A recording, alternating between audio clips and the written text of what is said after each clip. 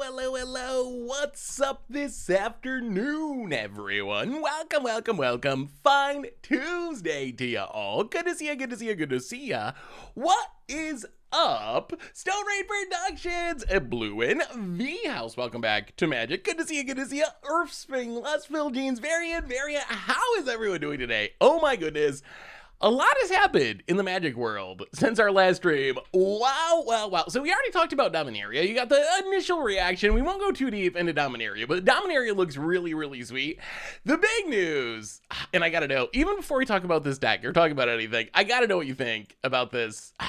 About this Infinity set, about stickers coming to Magic, about acorns. Really good. Just initial reaction, chat. Hey, Bennymon, good to see ya. How are you today? What's up, G. Michello? What do y'all think about what's going on with this set? I don't know if I'm like, I love new Magic cards. Almost every single Magic set, I'm like super hyped. This set though, I feel like I'm like a grumpy old boomer or something when it comes to this set. For some reason, there's some things I don't really like about this set, honestly, that it's just like so. I like my unset silver bordered, I think. When it comes down to it, I like my unsets like I like my picture frames with a silver border. I think one of the things that's weird. Okay, so here's my thinking on this. Here's my thinking so far. The lands are super pretty. One of the things I worry about is what I like the most about unsets are the weird jokes in them, like the funny inside jokes. And I wonder if making them more real takes away from the jokes, but then what do you get to gain from making the cards more realistic? I guess people might play them a little bit more. I don't know. I mean, I liked some of the design. I think the biggest thing, here's what got me, and I talked about this before. What really got me is when I saw Far Out, I was really hyped about it, and it seemed so cool. And then I realized it's not a card that I can actually play anywhere, and that kind of just like, really made me a little disappointed in this set. Like, it looks like a real card. It looks like I should be able to play it. It tricked me into thinking it was going to be awesome. And then it dashed my hopes. It crushed them. It crushed my hopes. And then stickers.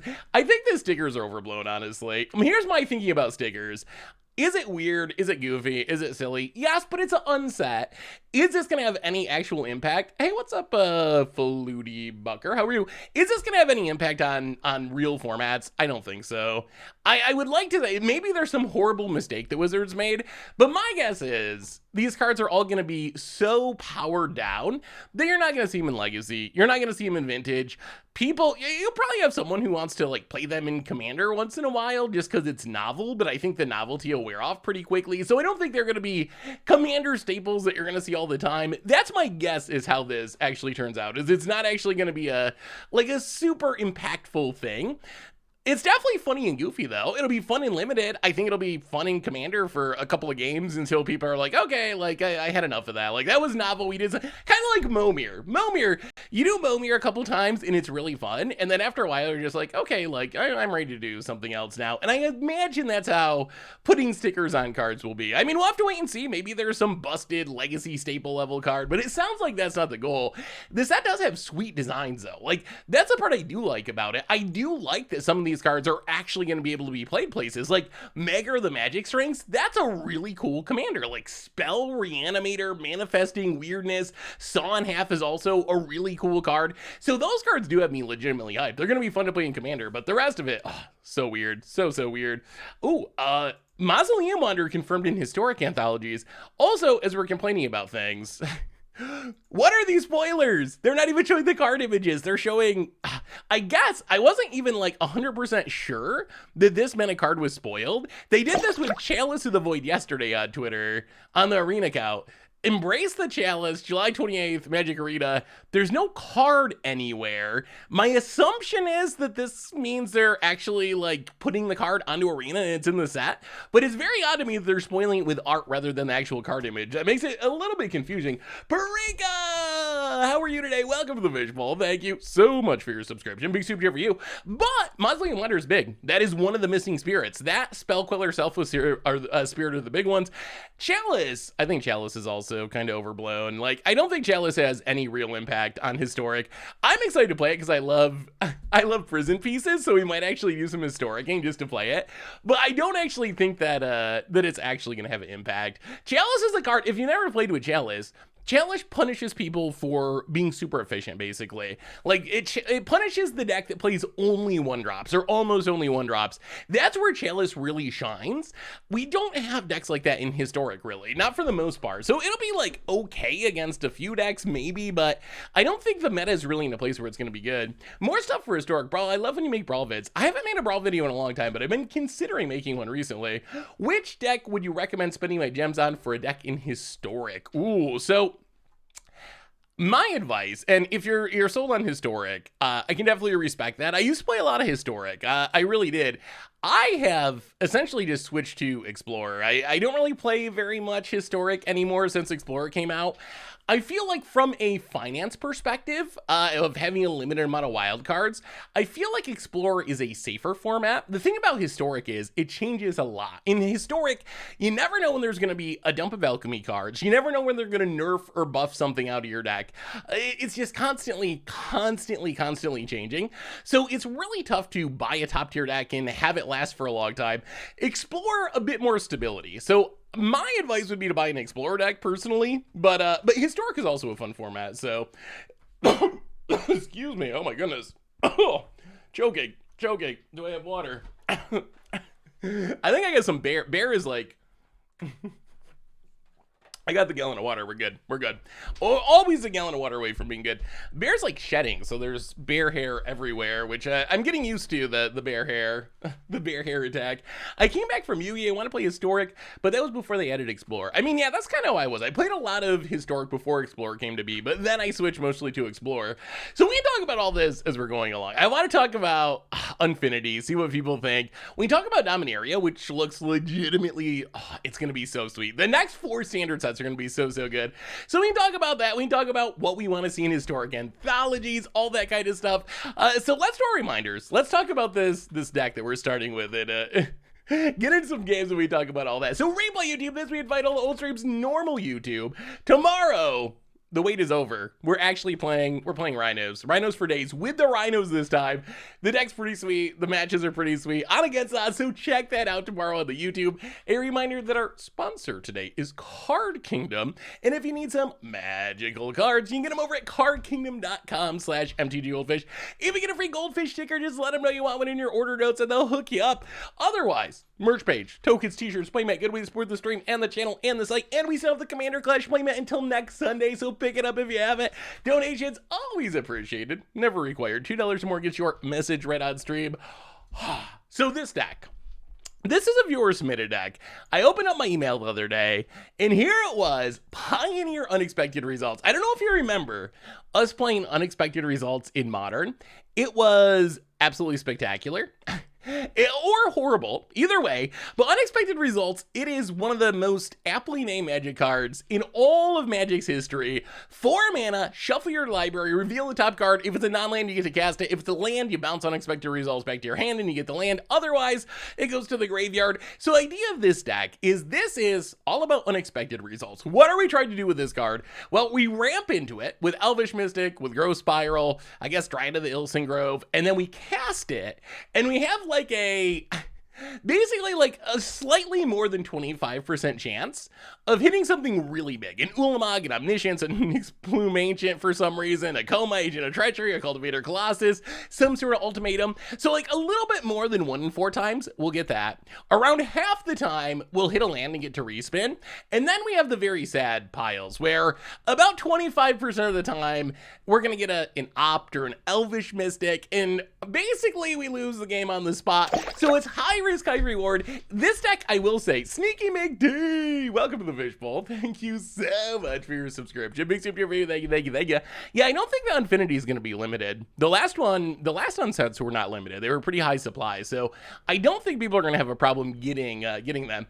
Thanks as always for the content. Wonder if you'd like to, what you'd like to see most in Dominaria or most excited for. Ooh. Well, I'm already hyped about Kicker returning. Kicker's always a good time, so I feel like we're already on a pretty good path.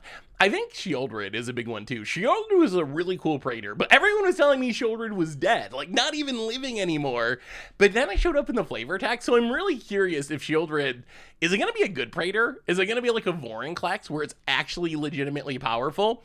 Or is it going to be more of an Ouroboros that's like, more of an against the odds style card? So we'll have to see, but I'm definitely excited to see what Shieldred actually looks like.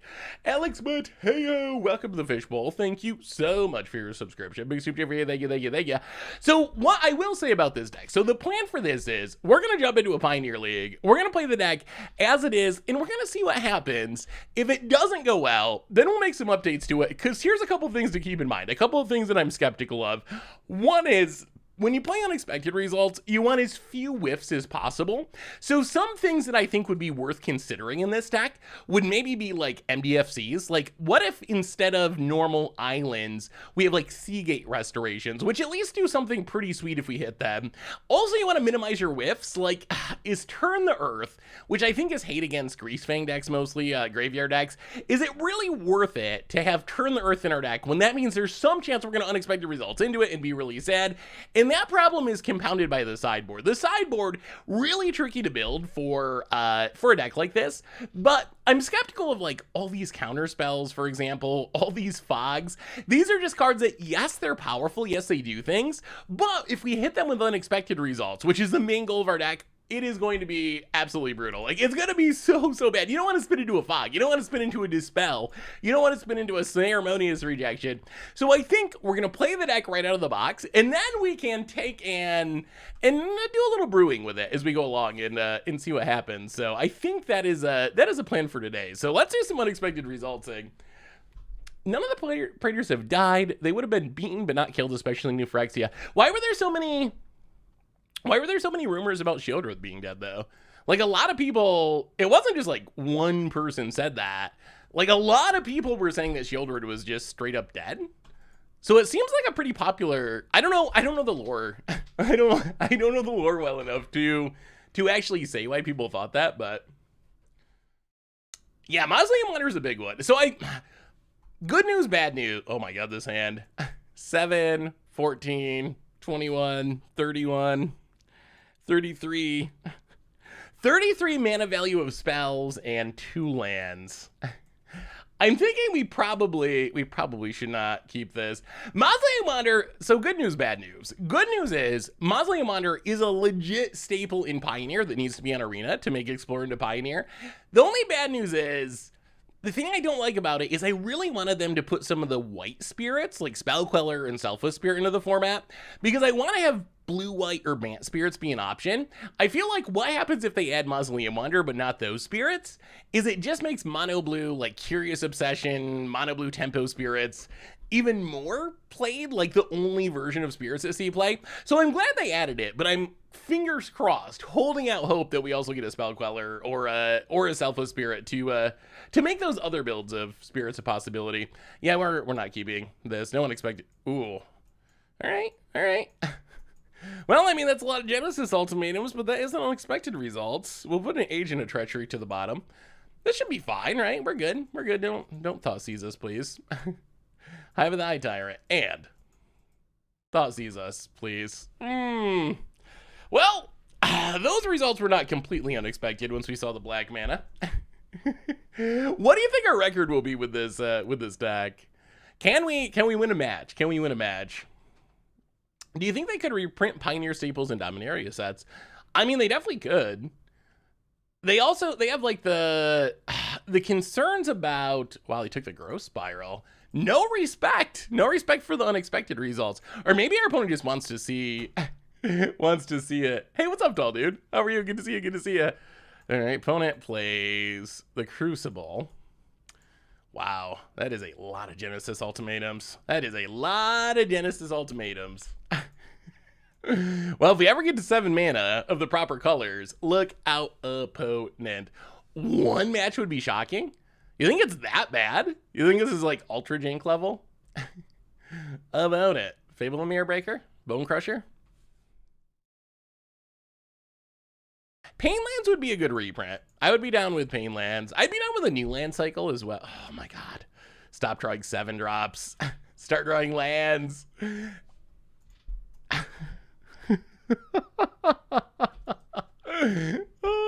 Okay, we're 1 land away from spinning. If we spin into a Llanowar Elf, I swear, if we spin into Llanowar Elves. So this was a viewer submitted deck, by the way. I think I mentioned that, but just so it's clear, there's a Chandra. Unexpected Results Ulamog would be really good. Fable the Mirror Breaker, down to 10. All right, it starts with a land. No.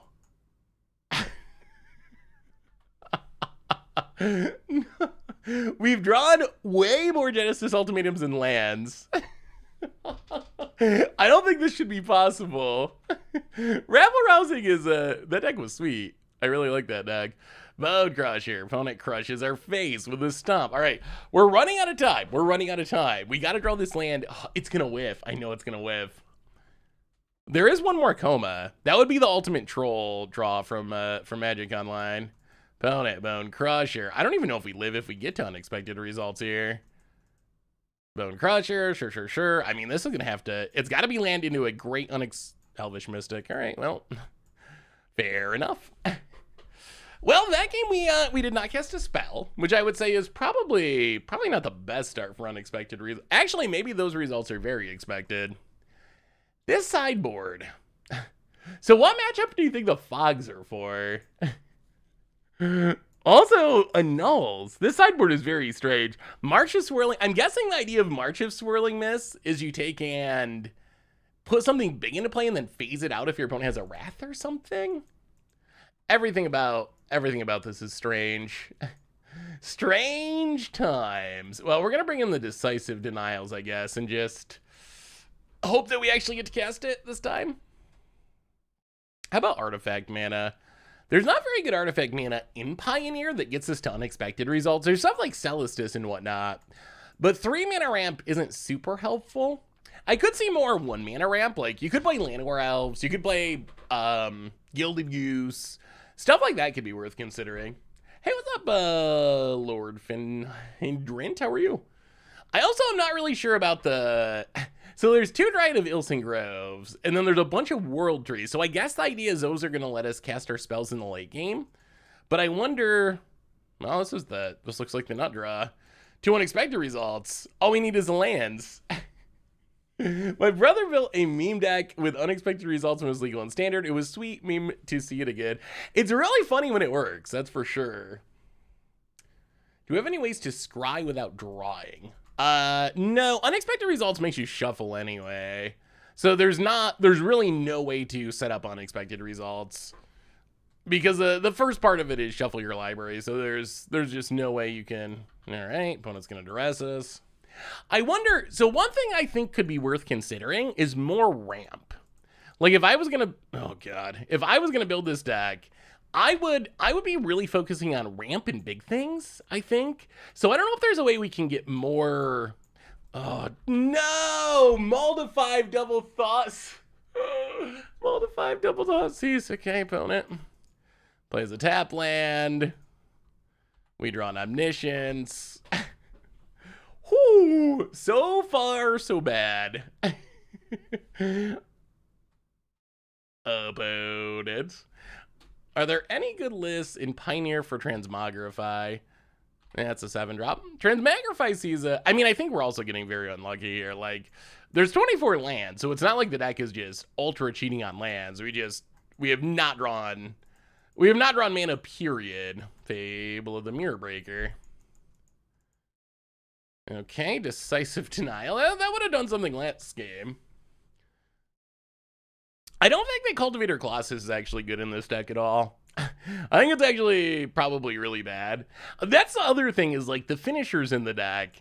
I'm not sure, like, is it worth it to have a Cultivator Colossus when you can just be like, here's more Ulamogs, here's Emrakul the Promised End, stuff like that. Been brewing with Splendid Reclamation ramp into Omniscience, can happen on turn 5. Ooh. So just like super aggressive self-mill, then try to Splendid Reclamation? That sounds spicy. Blood Tithe Harvester. Wow, are we going to set a record by going through an entire match with literally without casting a spell? That seems possible, Bone Crusher Giant. It seems like that's where we're heading. Okay, so we will get to cast a spell. It's a Growth Spiral. You know what? Let's pretend like this match never happened. Wow. All right. Viewer who sent me the deck. Unfortunately, I think you might have the award for the literal worst match that has ever been played on stream. I mean, what match? What match? On to match 1. Hopefully everyone had a good weekend. Let's do some magicking. Oh, wow, that was rough running. I mean, so the deck obviously has some clunkiness with its curve, but at the same time, I mean, the fact that we just didn't draw lands, that's just variance there. There are 24 lands, so there are a reasonable number of lands in the deck. Oh, Flump, yeah, Flump, nothing will top Flump. What did we lose, 27 in a row? I made the mistake that night of promising we wouldn't stop streaming until we won with Flump, and I'm pretty sure we lost 27 matches in a row. So MDFCs are interesting. On one hand, MDFCs add more decent hits. On the other hand, a land is not the end of the world with unexpected results. If you hit a land, it goes back to hand and you get to ramp. So it's actually not that bad. But I do think the MDFCs, I mean, like I said, we're going to play some with the straight out of the box. Look at these hands. These Genesis ultimatums will not leave us alone. Oh my God, one land. One land. I mean, I guess we keep mulliganing. This deck. So we'll play some games. If we go 0-3, probably. Maybe we'll stop and do some rebuilding. All right, that is actually some amount of lands and unexpected results. This is by far the best hand our deck has offered us. This is the nut draw. This is the nut draw. This is the nut draw. Unexpected results. We're probably gonna get thought seized or countered, but still. We might actually cast unexpected results.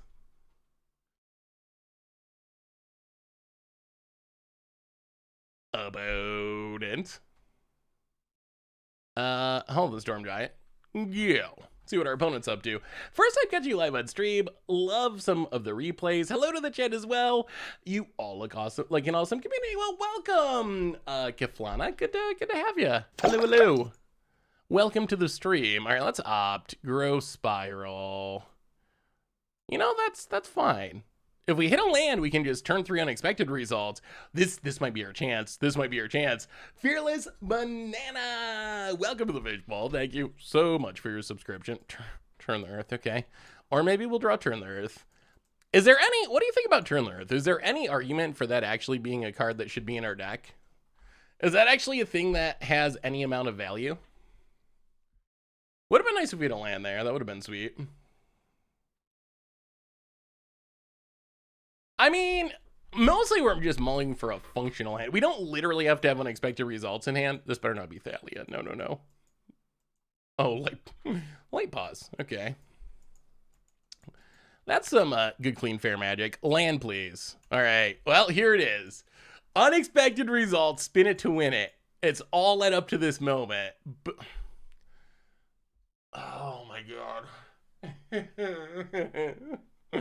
Got him.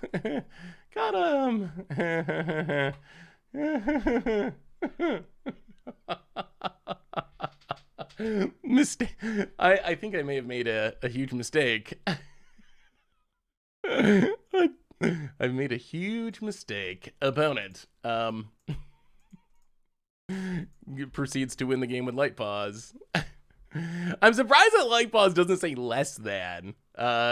Equal to or less than makes this card very, very strong.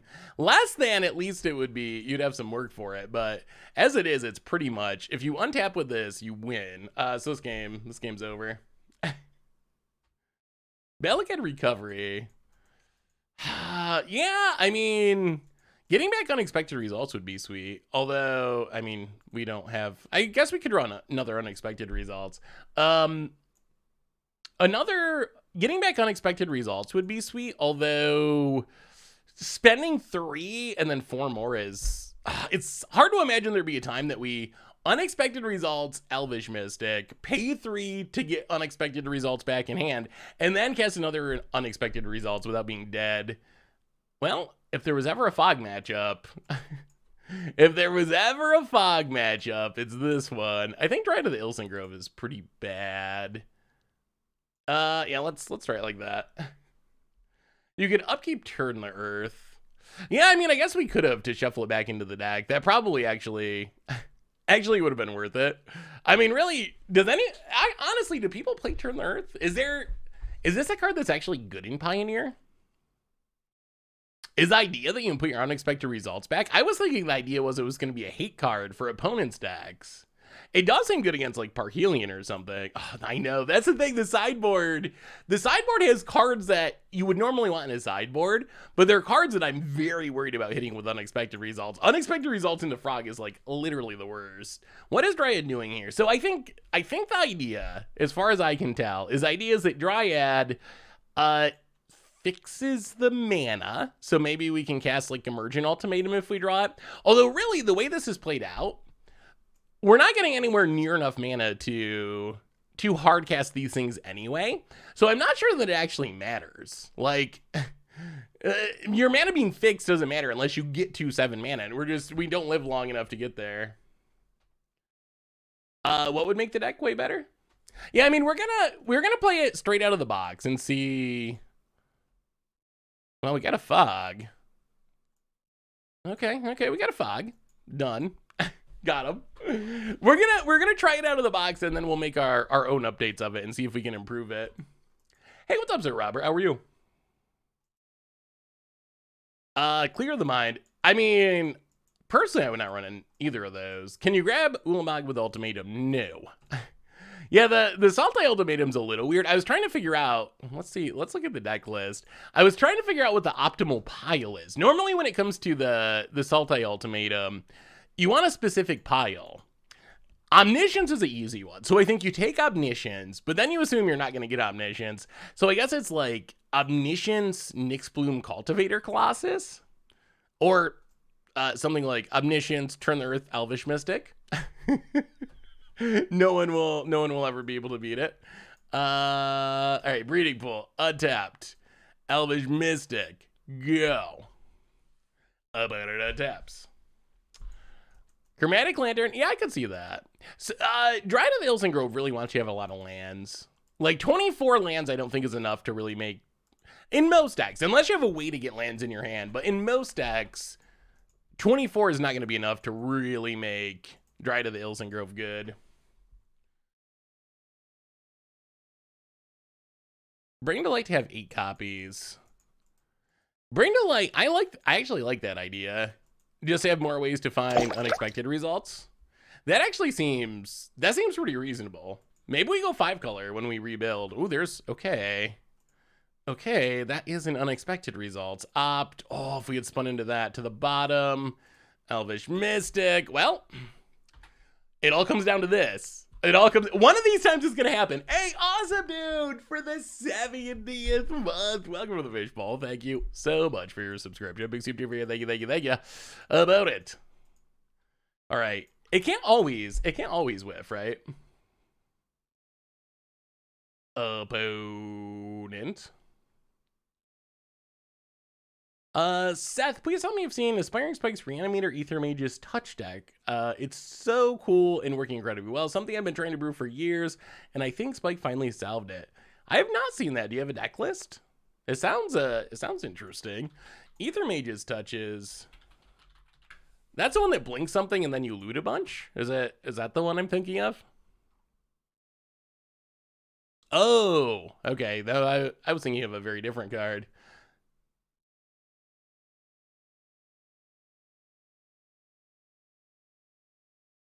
Let me. Oh, maybe there's actually a deck list somewhere.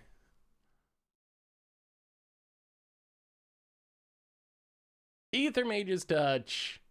Reveal the top four cards of your library. Put a creature card from on the battlefield. It gains beginning your end step. Return it to your hand. Put the rest of the cards on the bottom. So it's kind of like a sort of like weird reanimation. You reanimate from your library almost. I mean that does look pretty sweet. I mean, turn one triple thought seize is you can kind of back that up with whatever you want. If you grief ephemerate, you're probably going to win. That is the power of the evoke elementals. Well, another okay, so we get 2 shots at it for sure. Unexpected results. 3 shots at it into another unexpected results. Into a land.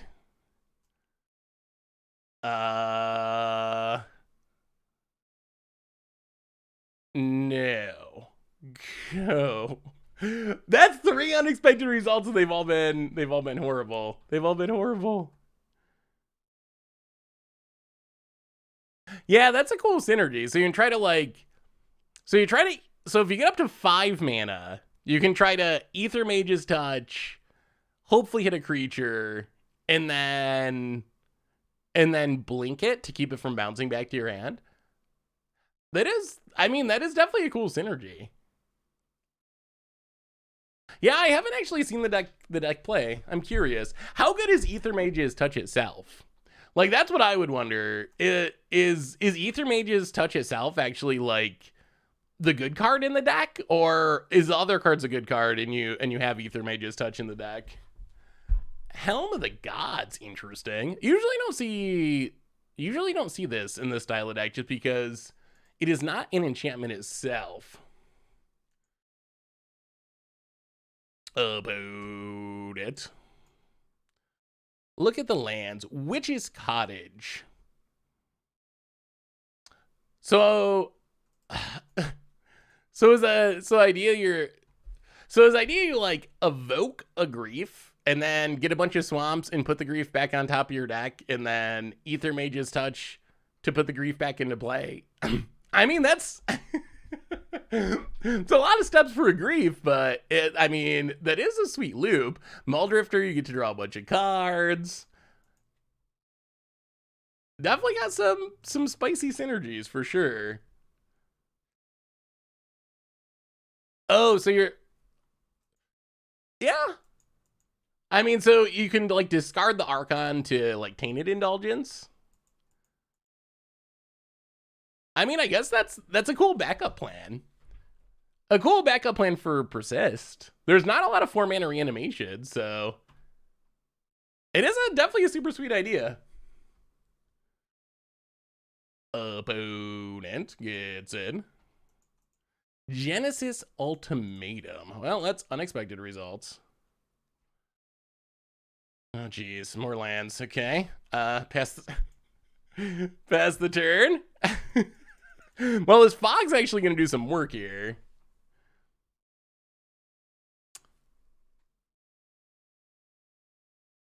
Oh, I mean, the deck has Persist too. I mean, obviously, if you can unmark grave a creature into the graveyard, like Persist only 2 mana, so I assume that's still probably the most. I mean, that's the fastest way you can get an Archon or something. But Ether Mage's Touch is a cool backup way of doing it, especially with the Witch's Cottage for sure. Unflinching. Well, this Fog is going to do serious work. We really need one of these unexpected results to actually produce results, though. We've cast 3 of them, and none of them have done anything. All right, Fog you. Fog you, Boggle. Opponent hits us for 0. Come on, unexpected results. Come on, one time. We draw a land. 1, 2, 3, 4. Unexpected results. Okay, another land. Well, play the land. 1, 2, 3, 4. Unexpected results. Oh, and there's Omniscience, one card. Mathematically, we're getting very unlucky. Well, you can't manipulate the top of your deck with unexpected results. It shuffles your library. Is part of the card resolving, so there's no way you can actually set up unexpected results. That's why it's unexpected. Although mathematically, we talked about it before, the odds of hitting are better than it is looked here for sure. We go to 4. Temple Garden, tapped. We draw an opt. 1, 2, 3, 4, 5, 6, 7, 8. Okay. Let's opt. Well, do we opt first? If we opt into a world tree, we can ultimatum, and that might be better. Ooh, all right, let's opt. All the Storm Giants to the bottom. Oh, okay. Okay, we will accept the fog. Unexpected results. Okay, world tree. This deck.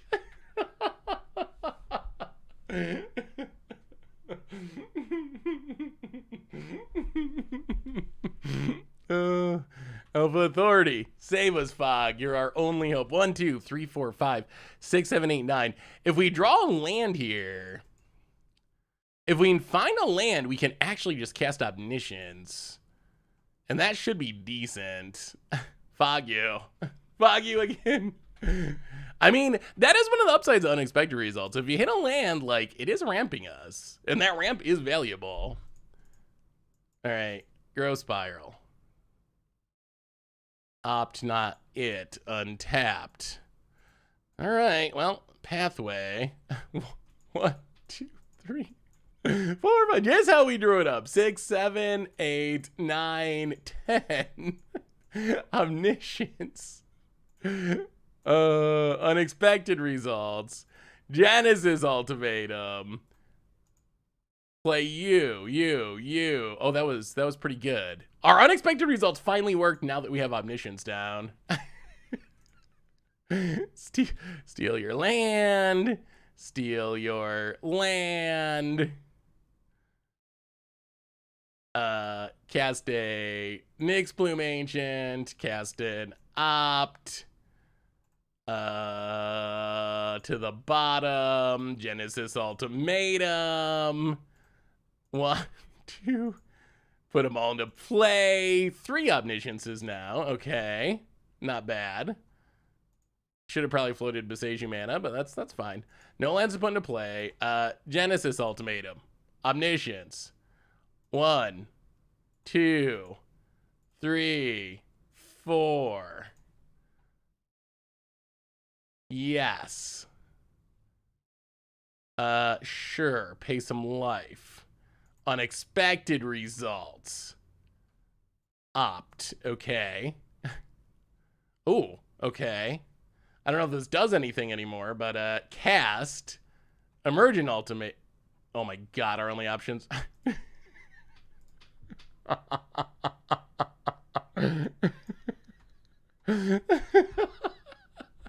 Are we still gonna lose here?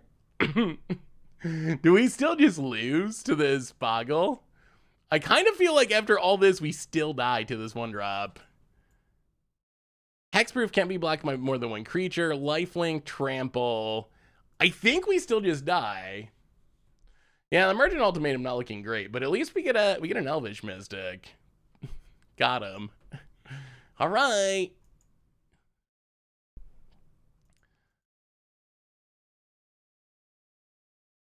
So we untap, we get a Coil. Sack the Coil, fizzle land. In theory, this Ulamog lets us survive at 1 if there's not another aura. Oh! About it.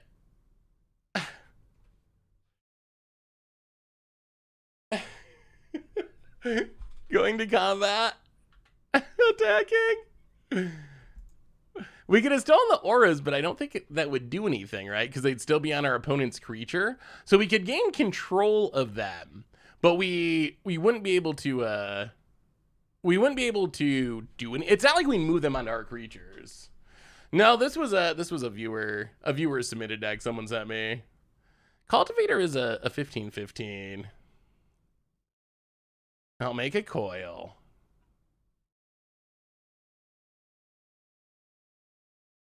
Grow Spiral. Well, might as well cast it.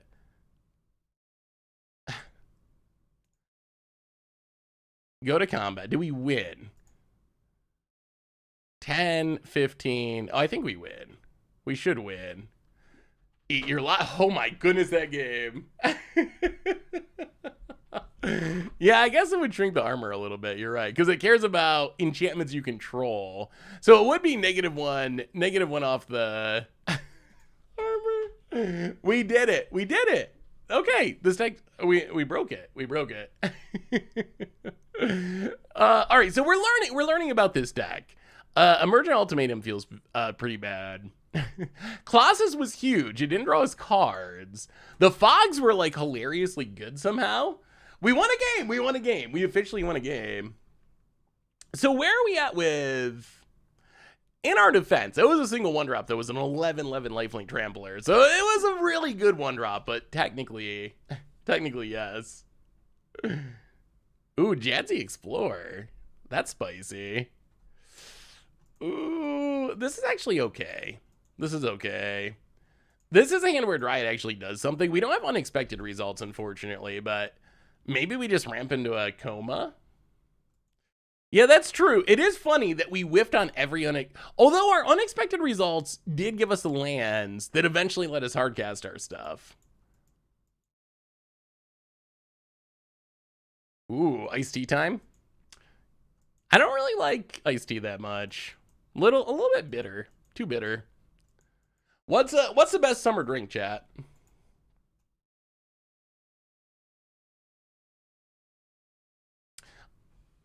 Summertime. What's the best summer drink?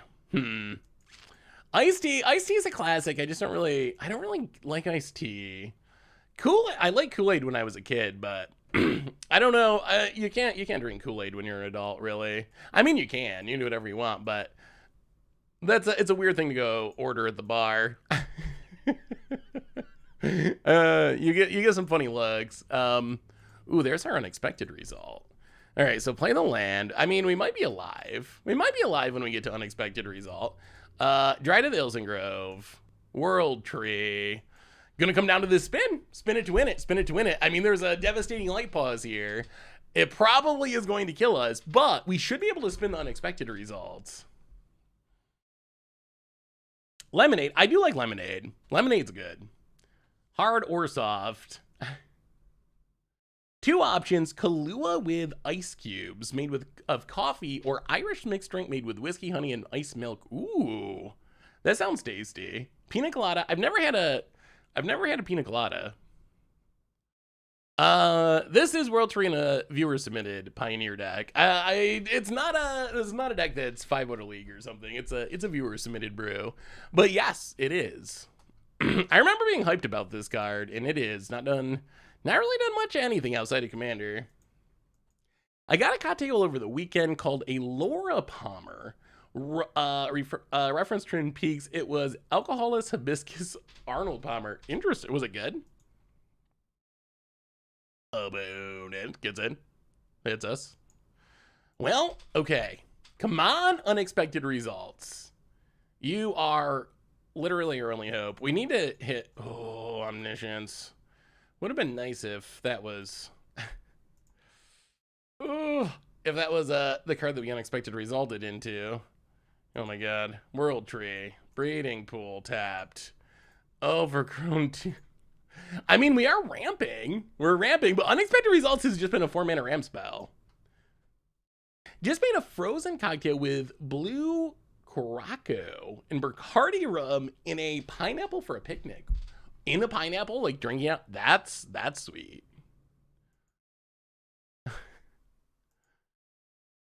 My little brother was there was like a picnic and was trying to do some sort of drink in a watermelon. He thought he could like make it work, and for some reason I thought that would work. Isn't that a thing you can do? Because watermelons are really... Oh, we're dead. All right, well, these results are becoming more and more expected as we continue to live. So far, the results, I would say, we've won a game though. We did win a game.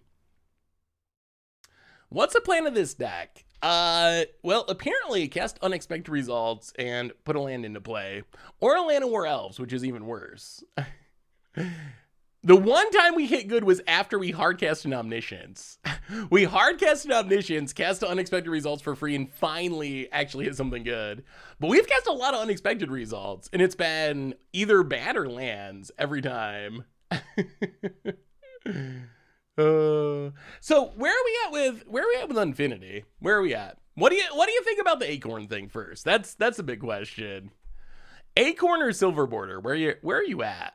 I'm curious where the rest of the community is at with that one. So let me see Stone Rain. Oh, these world trees.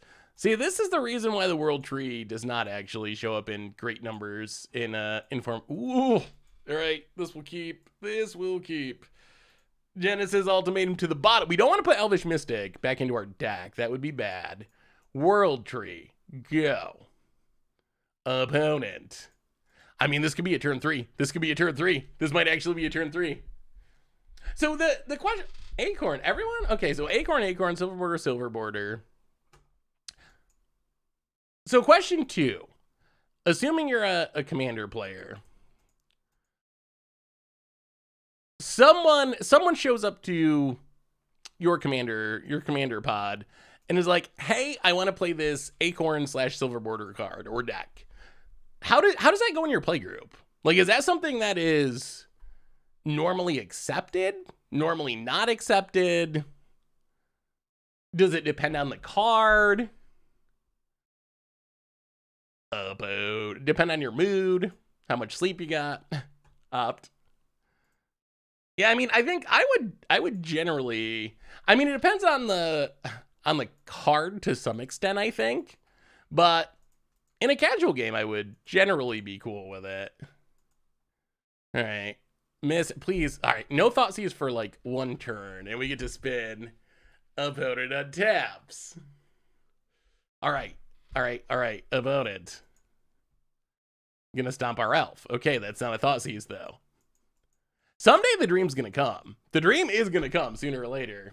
If no prizes are involved, it makes the game too hard to track. Yeah, I mean, some of the cards are really weird. So I can see, and some of them, like, when it comes to these conversations about just make Silver Border legal, I actually spent a while reading through the Silver Border cards, and while some of them I think would be fine to just generally be legal, there's also some that I really would not want to be generally legal. Like, there's some that are like, make target player go buy you a drink, or like, you have to talk in a funny voice all game, or like, things like that. I don't think I would enjoy that personally. I think, like, could I enjoy it in small doses, like with a group of friends? Would it be funny to play a game with all those cards, like, you know, at a party with your friends on some game night? That would actually be pretty fun. But do I want to, like, have someone sit down at my LGS and be like, hey, here's this card, you know, go across the street and buy me a drink? Like, that's not something that would actually be... I wouldn't enjoy that. Or like, oh, you have to talk in a weird voice all game. I wouldn't enjoy that for 2 hours. That would not actually be super fun. Yeah, there's a decent amount. There's some cards from unsets. All right, let's spin it to win it. Unexpected results into... If this is a land of war, an Elvish Mystic, I swear. There's a bug. There's got to be a bug. Okay, redraw. Unexpected results into... One time? A forest. Okay. Well, got him. Just unexpected result. That's the second time that we've unexpected resulted into an unexpected results. I don't know. The odds on that don't seem super high, but we've done it twice so far. Stream mode. There we go. Stream mode achieved. I mean, I would say it's a pure RNG deck, although unexpected results, you can tilt the math in your... Are we getting Thoughtseize now? You can tilt the math in your favor by playing a lot of big things, but it is a pure RNG card. You got to shuffle your library, so there's literally no way, other than trying to play as many good things, expensive, powerful things as possible. There's no way to control what you hit off unexpected results. It is pure RNG. Hey, what's up, our Pamita? We're trying to play some unexpected results in Pioneer. What did our, let me see.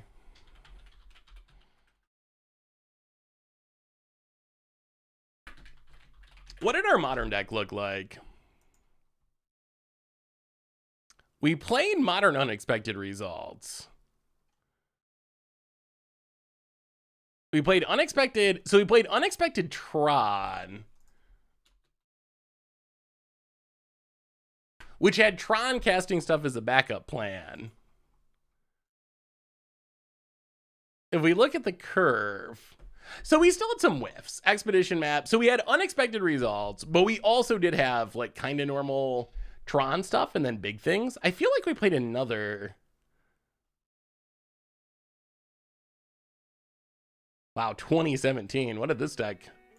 This is OG Street. Which in our deck could be... Okay, so we had a bunch of Planeswalkers. Oh, it was like a Super Friends deck. Ooh, Aid from the Cowl. That's got to be in Pioneer, right? What does Aid from the Cowl say?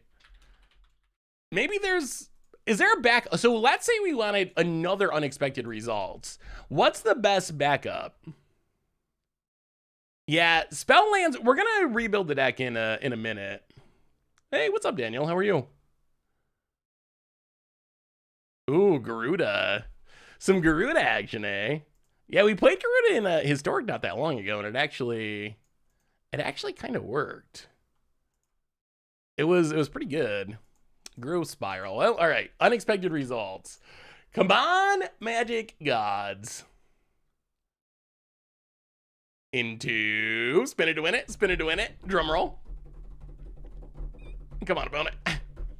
Come on. Opponent. Opponent's delaying our unexpected results. All the Storm Giants. Okay. all right. That's a ramp spell. 4-mana ramp isn't bad. That's not bad. They talk about Chalice and Historic. We talked about it a little bit. I actually think that Chalice and Historic is not... I don't think it's nearly as impactful as people seem to be afraid that it will be. Opponent gets in. It's us. And Chandra.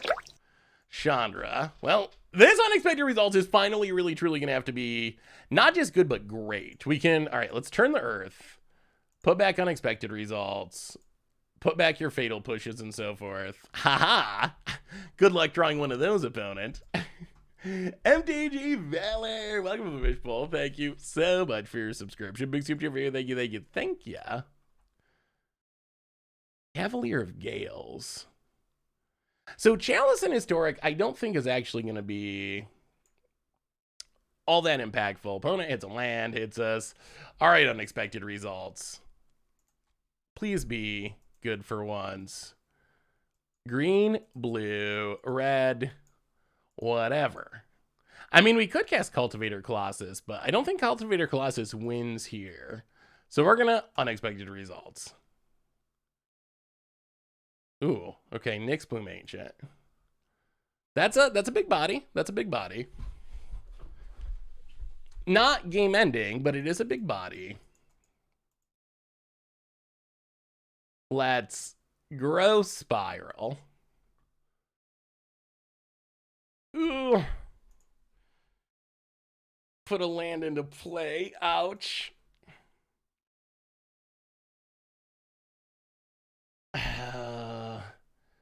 Cultivator Colossus. No lands in hand. Are there better finishers for this deck? Ooh. Hey, Seth. Which card formatting would you say would be easier, more likely to make legal with a format, silver border, or an acorn symbol? I mean... Oh, so this means we're dead. Yeah, this means we're dead. Dreadbore. Yeah, I don't think these finishers are cutting it. Nyx Bloom and Cultivator Colossus just... So we played 2 7-drops, and we still... we were pretty far behind when it happened, but still... We played 2 7-drops, and we died through them. Yeah, well, we'll rebuild. If we go 0-3, we will stop and rebuild and see if we can improve the deck.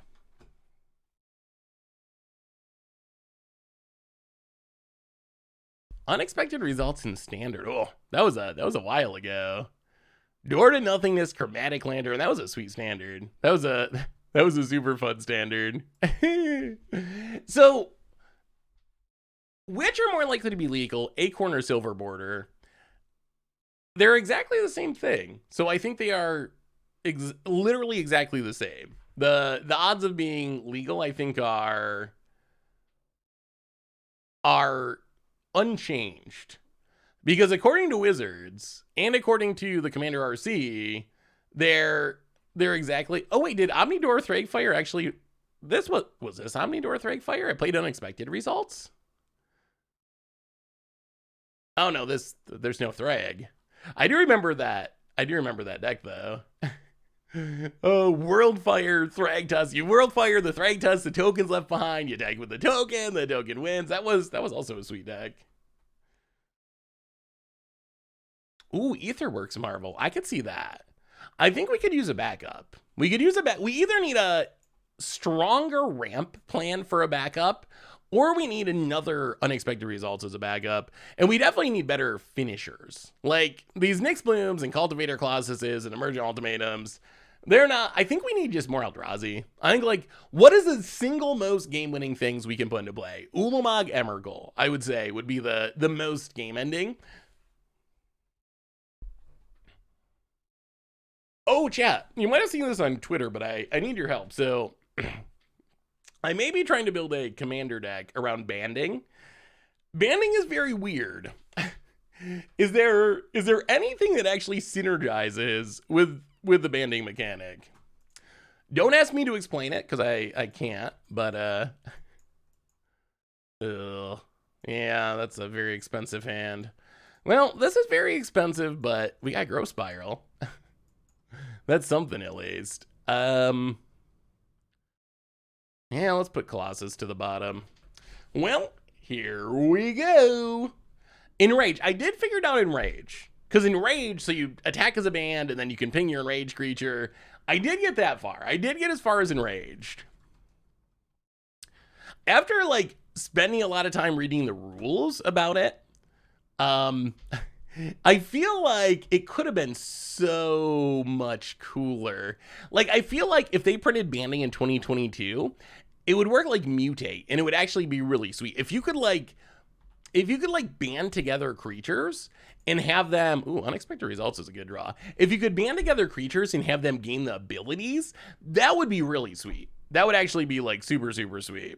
But my understanding is it doesn't work that way. You can't band together... You can't band together, like, lifelink and have everything have lifelink. All right, this is our chance. But yeah, if it worked more like Mutate, it'd be way sweeter. Jack the Hydra, welcome to the Fishbowl. Thank you so much for your subscription. Big super for you.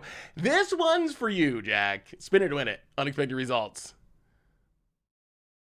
Ooh, okay. That's actually pretty good. I mean, that's a pretty fast Agent of Treachery. That is the best thing this deck has done. Turn 3 Agent of Treachery. That's actually powerful. That's like straight up powerful. We finally want to spin. We'll steal the Den of the Bugbear. Now we need the World Tree. If we get the World Tree, we can turn on the Den of the Bugbear. Start beating down. How do you feel about the Pioneer format as a whole? My LGS bet me that it dies by this time next year once it doesn't have the championship backing.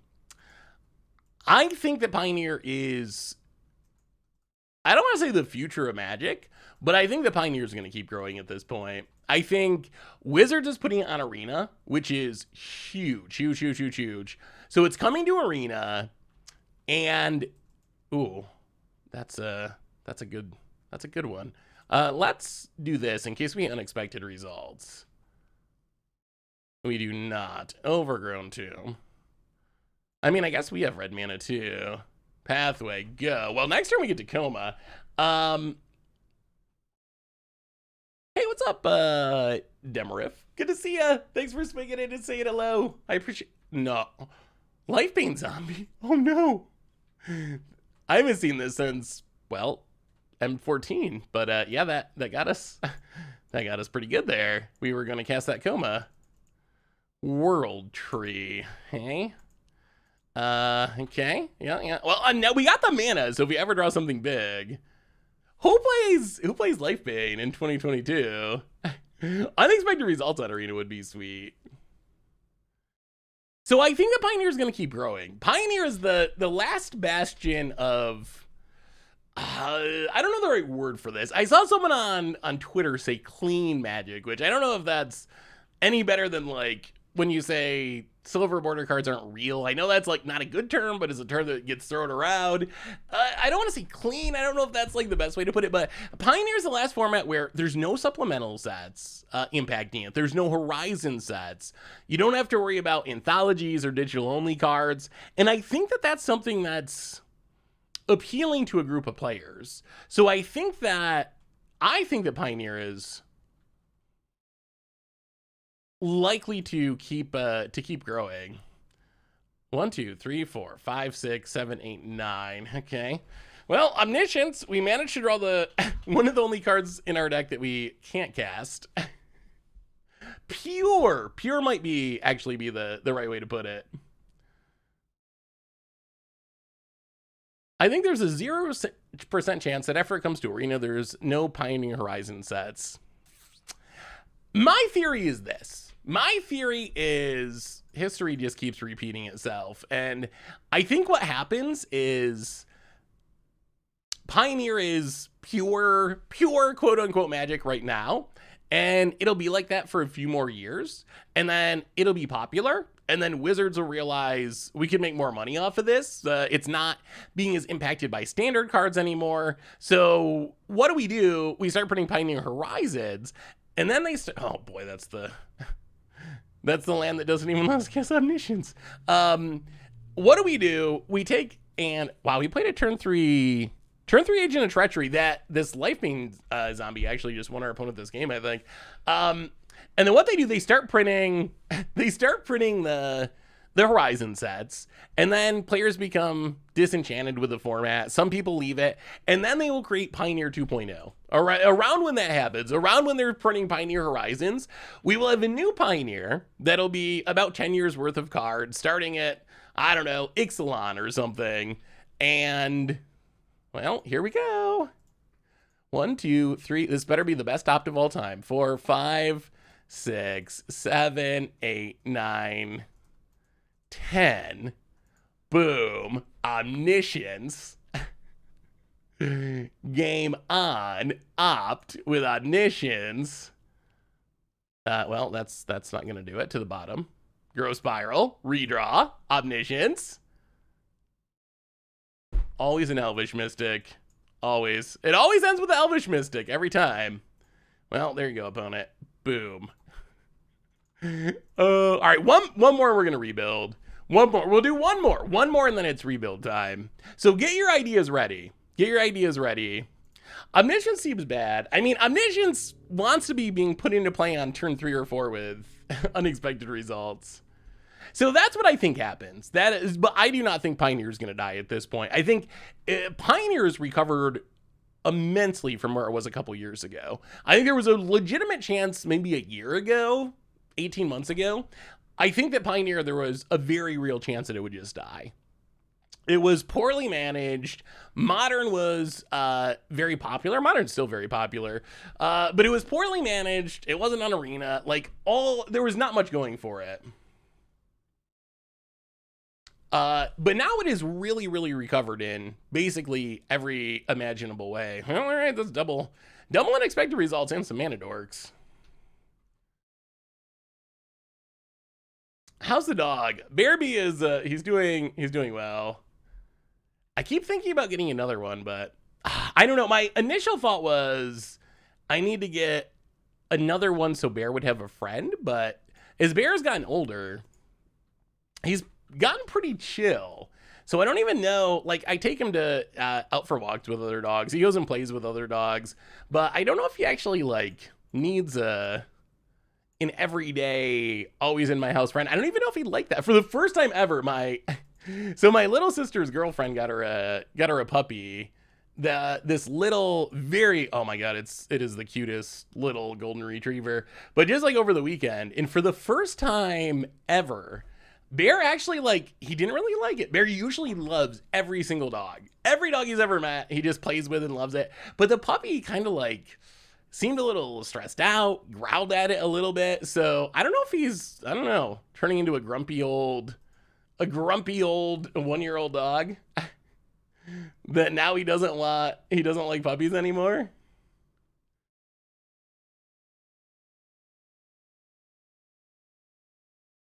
I was super bummed to miss out on viewer battles, but I was chaperoning a youth group mission for church last week. Ended up coming home with a brutal sunburn and a sprained ankle. Also, did you have a chance to check out the Naya counters list I sent you? Ooh. Well, we will do another viewers battle, and I hope we get to battle that time. All right, grow spiral. Spin it into a grow spiral. All right, unexpected results. Play the world tree. Here we go. 1, 2, 3, 4. Unexpected results. Come on. Be good. Be good. Into. Everyone reads it. Oh my goodness. Oh my god. Oh my god, how does this keep happening? Someone's got to math it out. I feel like mathematically we have run really bad with our unexpected results. Because we actually mathed it out before, and I feel like it's got to be... Our running has been bad, right? We have hit very few finishers in a lot of, like, Elvish Mystics and Grow Spirals and so forth.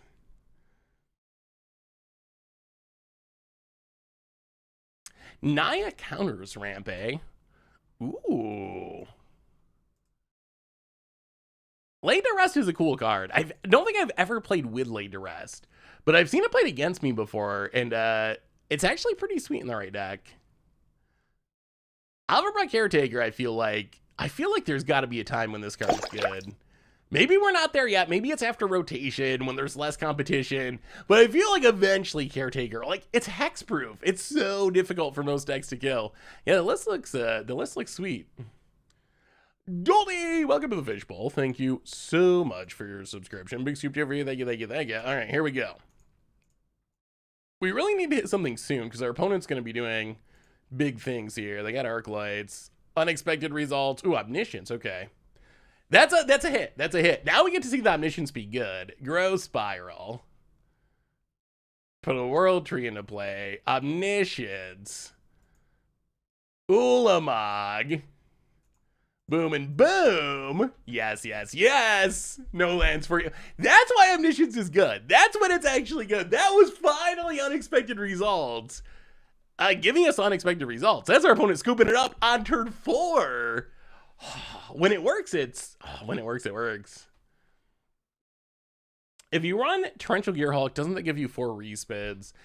Doesn't Torrential only hit instants? I'm pretty sure it only hits instants. Cast an instant from a graveyard. Yeah, so there would be like... Mission briefing. There's definitely ways we can get unexpected results back from the graveyard. Well, we want the hearse for sure. Turn the Earth. This might actually be Turn the Earth's time to shine. If there was ever a matchup where it was going to be good, it's probably this one. And that one fog. One fog. No one's going to expect that one fog. Is this your first match? No, this is our fourth match. Oh, I didn't update the record. Just assume that we have not won. That's a safe assumption. That no winning has happened. We've won games. But we have not won a match. Ooh, we got the fog. We got unexpected results. A bunch of really expensive stuff. I don't even know if we keep this, honestly. Dead card. Can't cast. Fog. Yeah, I think we mulligan. All right, this we'll keep. We'll put Genesis Ultimatum to the bottom. Come on, unexpected results. Yeah, Mizzix Mastery is not actually legal, though, unfortunately. Well, fortunately, the Mizzix Mastery is so busted. Elvish Mystic. Oh, question for you, chat. What do you think is the literal on Arena? Any cards on Arena. Don't worry about formats. Don't worry about ban lists. What do you think is just the single most busted thing you can do? Like, let's say you can play all the Strixhaven Mystical Archives. You can play all the anthology stuff. I mean, I guess you can even play the alchemy cards, which if that's where you end up, I don't really know most of those, the digital only cards. But I'm curious, if there was no restrictions, how busted of a deck could you make, you think? Tibalt Trickery? Like, fastest winning, most powerful. I guess I'm thinking mostly of like combo style decks. I'm sure like if you could play Control with Swords to Plowshares and Counterspell, like that's probably a really good deck, but that's not all that intriguing to me. Genesis Ultimatum. 1, 2, 3. Yeah, let's go bottom. Our deck is full of big unexpected results. Well. Land on red. Unexpected results. Spin it to win it. Whoa! Opponent actually brought in hate for unexpected results. They're so afraid. They're so afraid of the unexpected results they brought in counters to try to deal with it. Considers and loots. Thoracle Tainted Pact. Isn't Thoracle Tainted Pact legal? Oh, they banned Thoracle. Was that even that good before it was banned? Was that like the best deck at any point? I remember being played. Wall of Chaos. Welcome to the Fishbowl. Thank you so much for your subscription. Big soup to you. Thank you. Thank ya.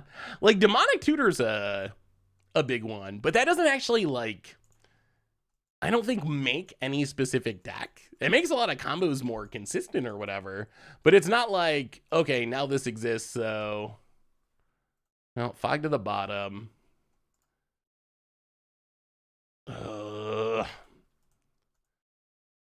Okay. Are they going to count? Is this just a handful of counters now? Is that where we're at? Unexpected results. Opponent ops.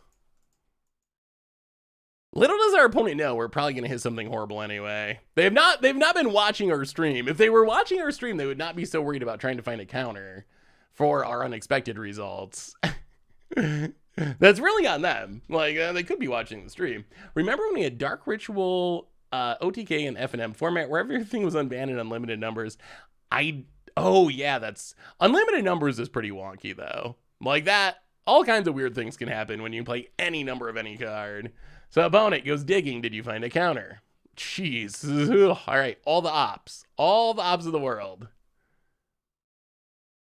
Opponent ops, in ops, in ops, in ops. And we get an Agent of Treachery. Okay. That triggers the Ledger Shredder. Well, that's a hit. That is an unexpected results hit. Agent of Treachery comes down, steals the Ledger Shredder.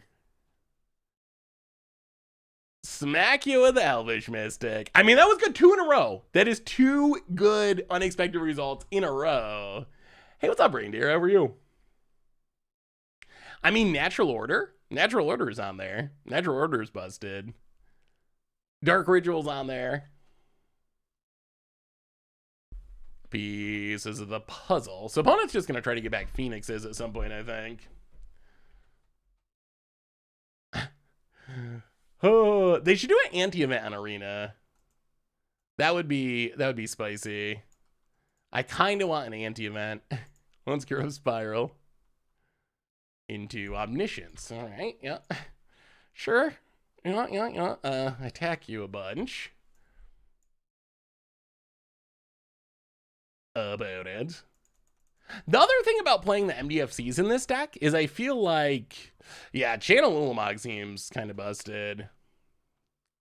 The Vesperlark combo was really good. All right, opponent sweeps our board-ish. And passes. Oh boy. We might never cast a spell again. The other upside to playing all the MDFCs is we'd have a lot more lands in the deck, potentially. Which maybe would help just us being able to cast stuff naturally. Maybe this... Oh my... It's a lot of mana value in hand. That's a lot of mana value. Oh yeah, channel would break everything for sure, no doubt. Oh, all right, Ottawa to bounce back the Ledger Shredder. That's unfortunate. Yeah, this might be the most expensive hand. 2048. We're not even 7 cards yet either. Opponent, Ledger Shredder returns, gets to trigger it. Wow. Huh. So the disappointing part, something we've learned. Oh yeah, this is bad now. This is real bad. Something we've learned for sure is the deck needs better finishers. This is another game where we have... Yeah, now we're super dead. This is another game where we actually hit a finisher with unexpected results, and it wasn't good. we actually won. We won the math. We hit the big thing, but it was Agent of Treachery Steel Ledger Shredder, and that was not enough of a big thing for us to actually be able to win the game. That is true. I think, has every game we've won involved Omniscience in one way or another? I think that it has. I think that it actually has.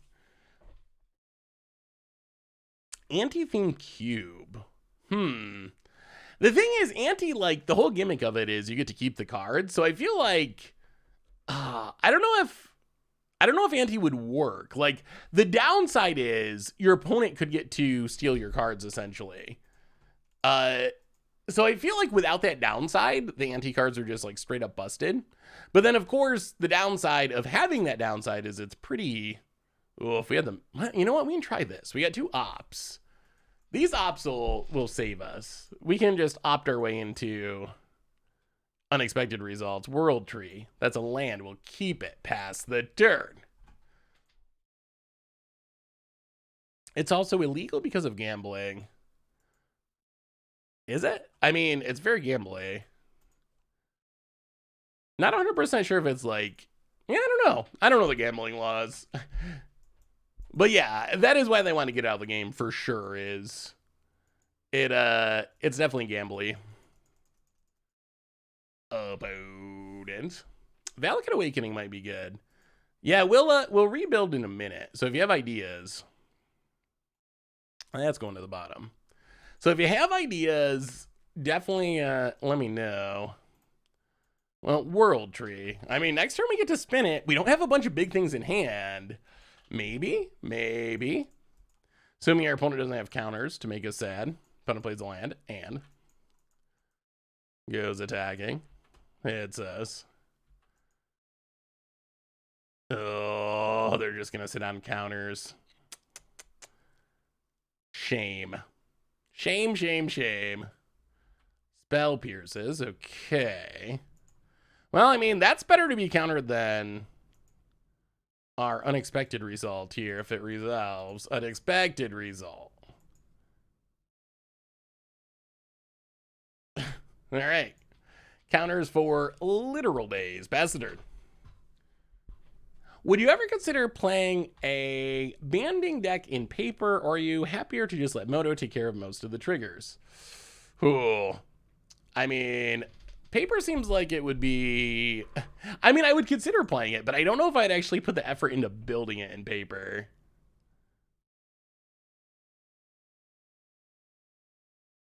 Opponent gets in with the shred. If they counter this again... Actually, maybe Maybe we go another direction and don't spin this turn and just hearse to get rid of the Phoenix.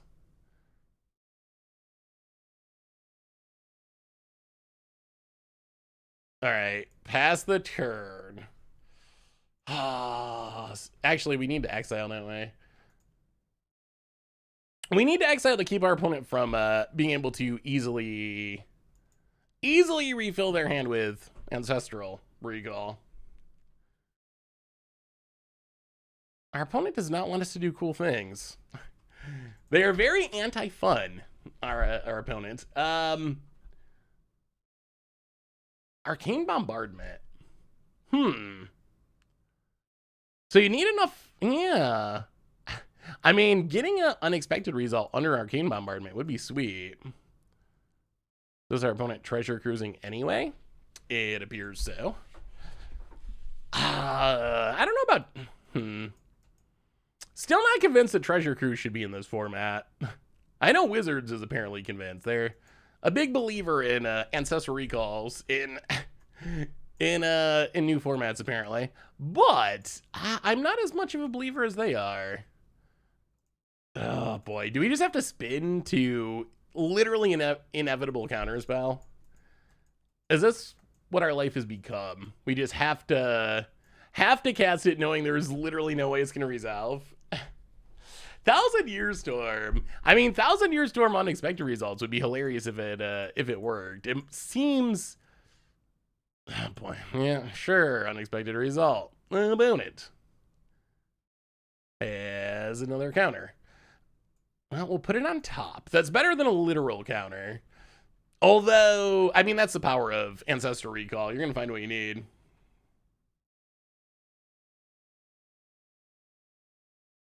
When you hit Terrace, you get to cast it, so it has Ward 10 in haste. Ooh.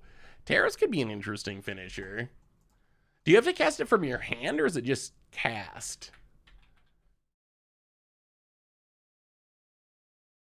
That could be an option. I mean, after this win or loss, after this game, we're going to make some updates and see if we can improve this deck. I mean, all we gotta do to improve is literally win a match at this point. If we can win a single match, it'll be an improvement. I mean, maybe we win this one. Unexpected results.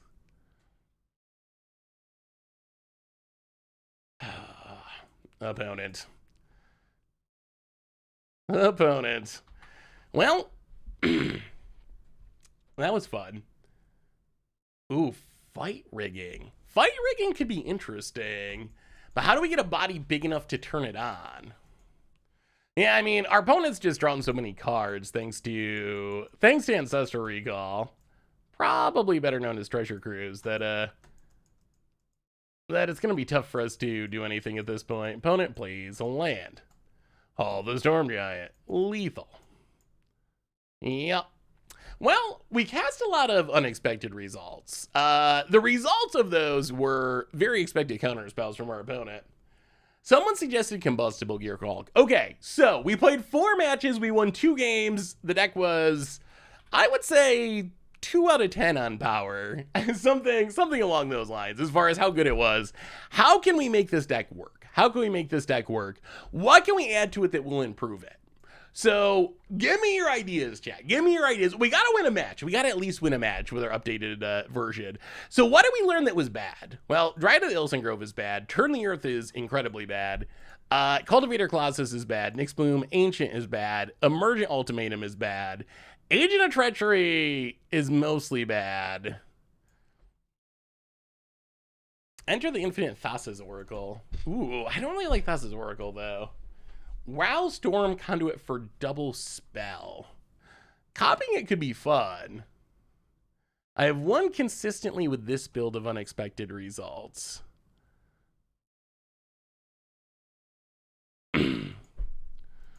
Yeah, I mean, Omnath fixes a lot of life's problems for sure. I could see winning games with this. Definitely. How is unexpected results, Ben? This definitely looks, I mean, because it has a pretty legitimate ramp plan, I would say. Garuda? Wait, Garuda in this deck? Garuda would be interesting. Can we give unexpected results flash to cast on opponent's turn? I mean, there are ways to do that. Yeah, I would think the best finishers, Emrakul and Ulamog, to me seem like the best finishers. Like, if you're gonna spin into something,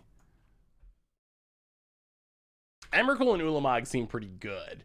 Like, one of the issues we ran into was actually getting lucky and then still losing.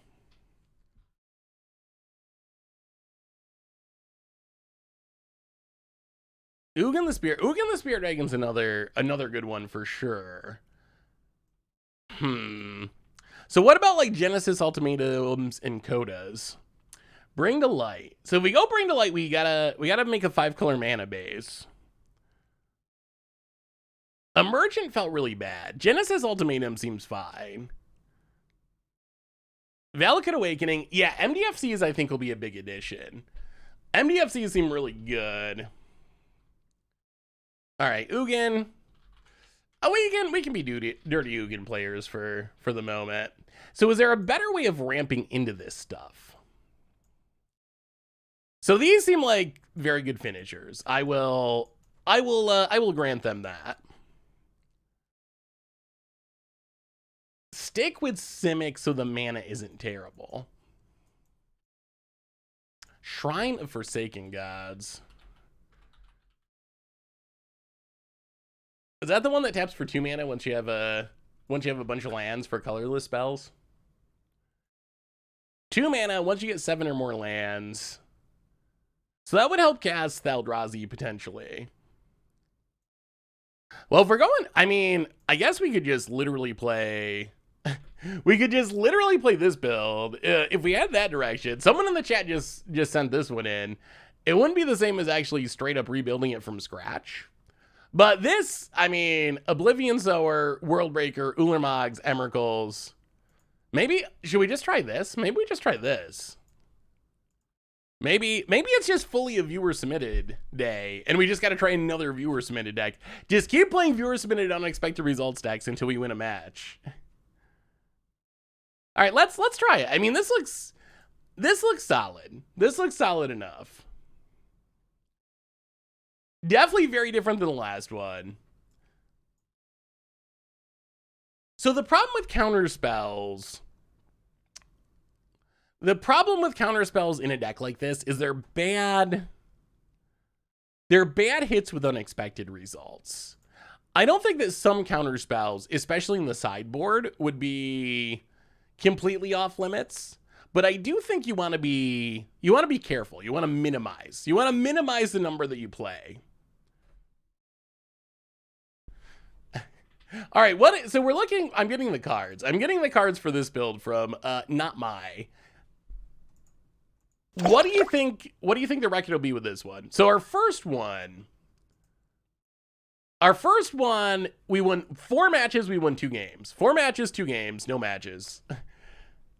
Should we do better than that? Nobody in particular. Welcome to the Fishbowl. Thank you so much for your subscription. Big super for you. Thank you.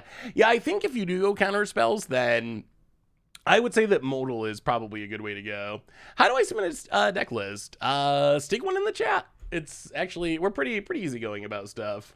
Yeah, I would say something like that. Supreme Will or something that that does something.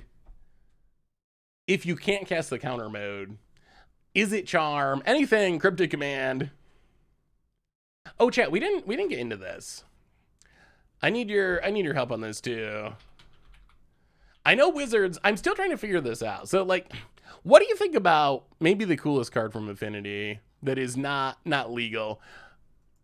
What do you think about Far Out? So Far Out, when I read this card, intuitively, in a lot of cases, it makes a lot of sense. It's like a Panharmonicon for modal spells. You get to choose all the modes on a modal spell. I think that if you sat down to play with this card, I think you would probably play it pretty correctly for the most part.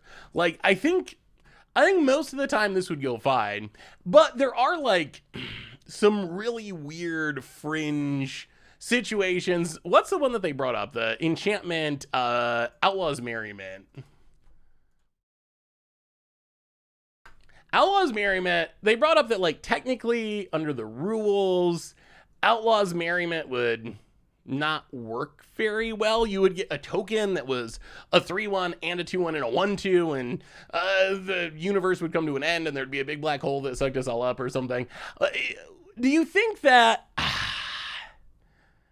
is there any way we could make cards like this work? Like, is there any way we could make cards like this work, even if, like, okay, even though they don't work quite right, and the Gather ruling on Outlaw's Merriment obviously isn't going to be technically correct under the rules, I think if you sat down to a Commander game with someone, most people would assume you'd make a 3/1 and a 2/1 and a 1/2, which I think would be fine, even though that's not technically correct under the rules, the way the card is written. I wish there was a way we could make a card like Far Out actually work under the rules, or we could just say close enough, like, maybe it doesn't work all the way, but it's close enough so you can actually play with it.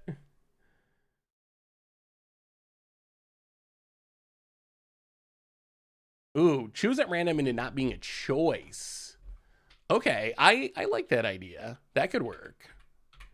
There's got to be a way, because that's just like such a cool design. Also,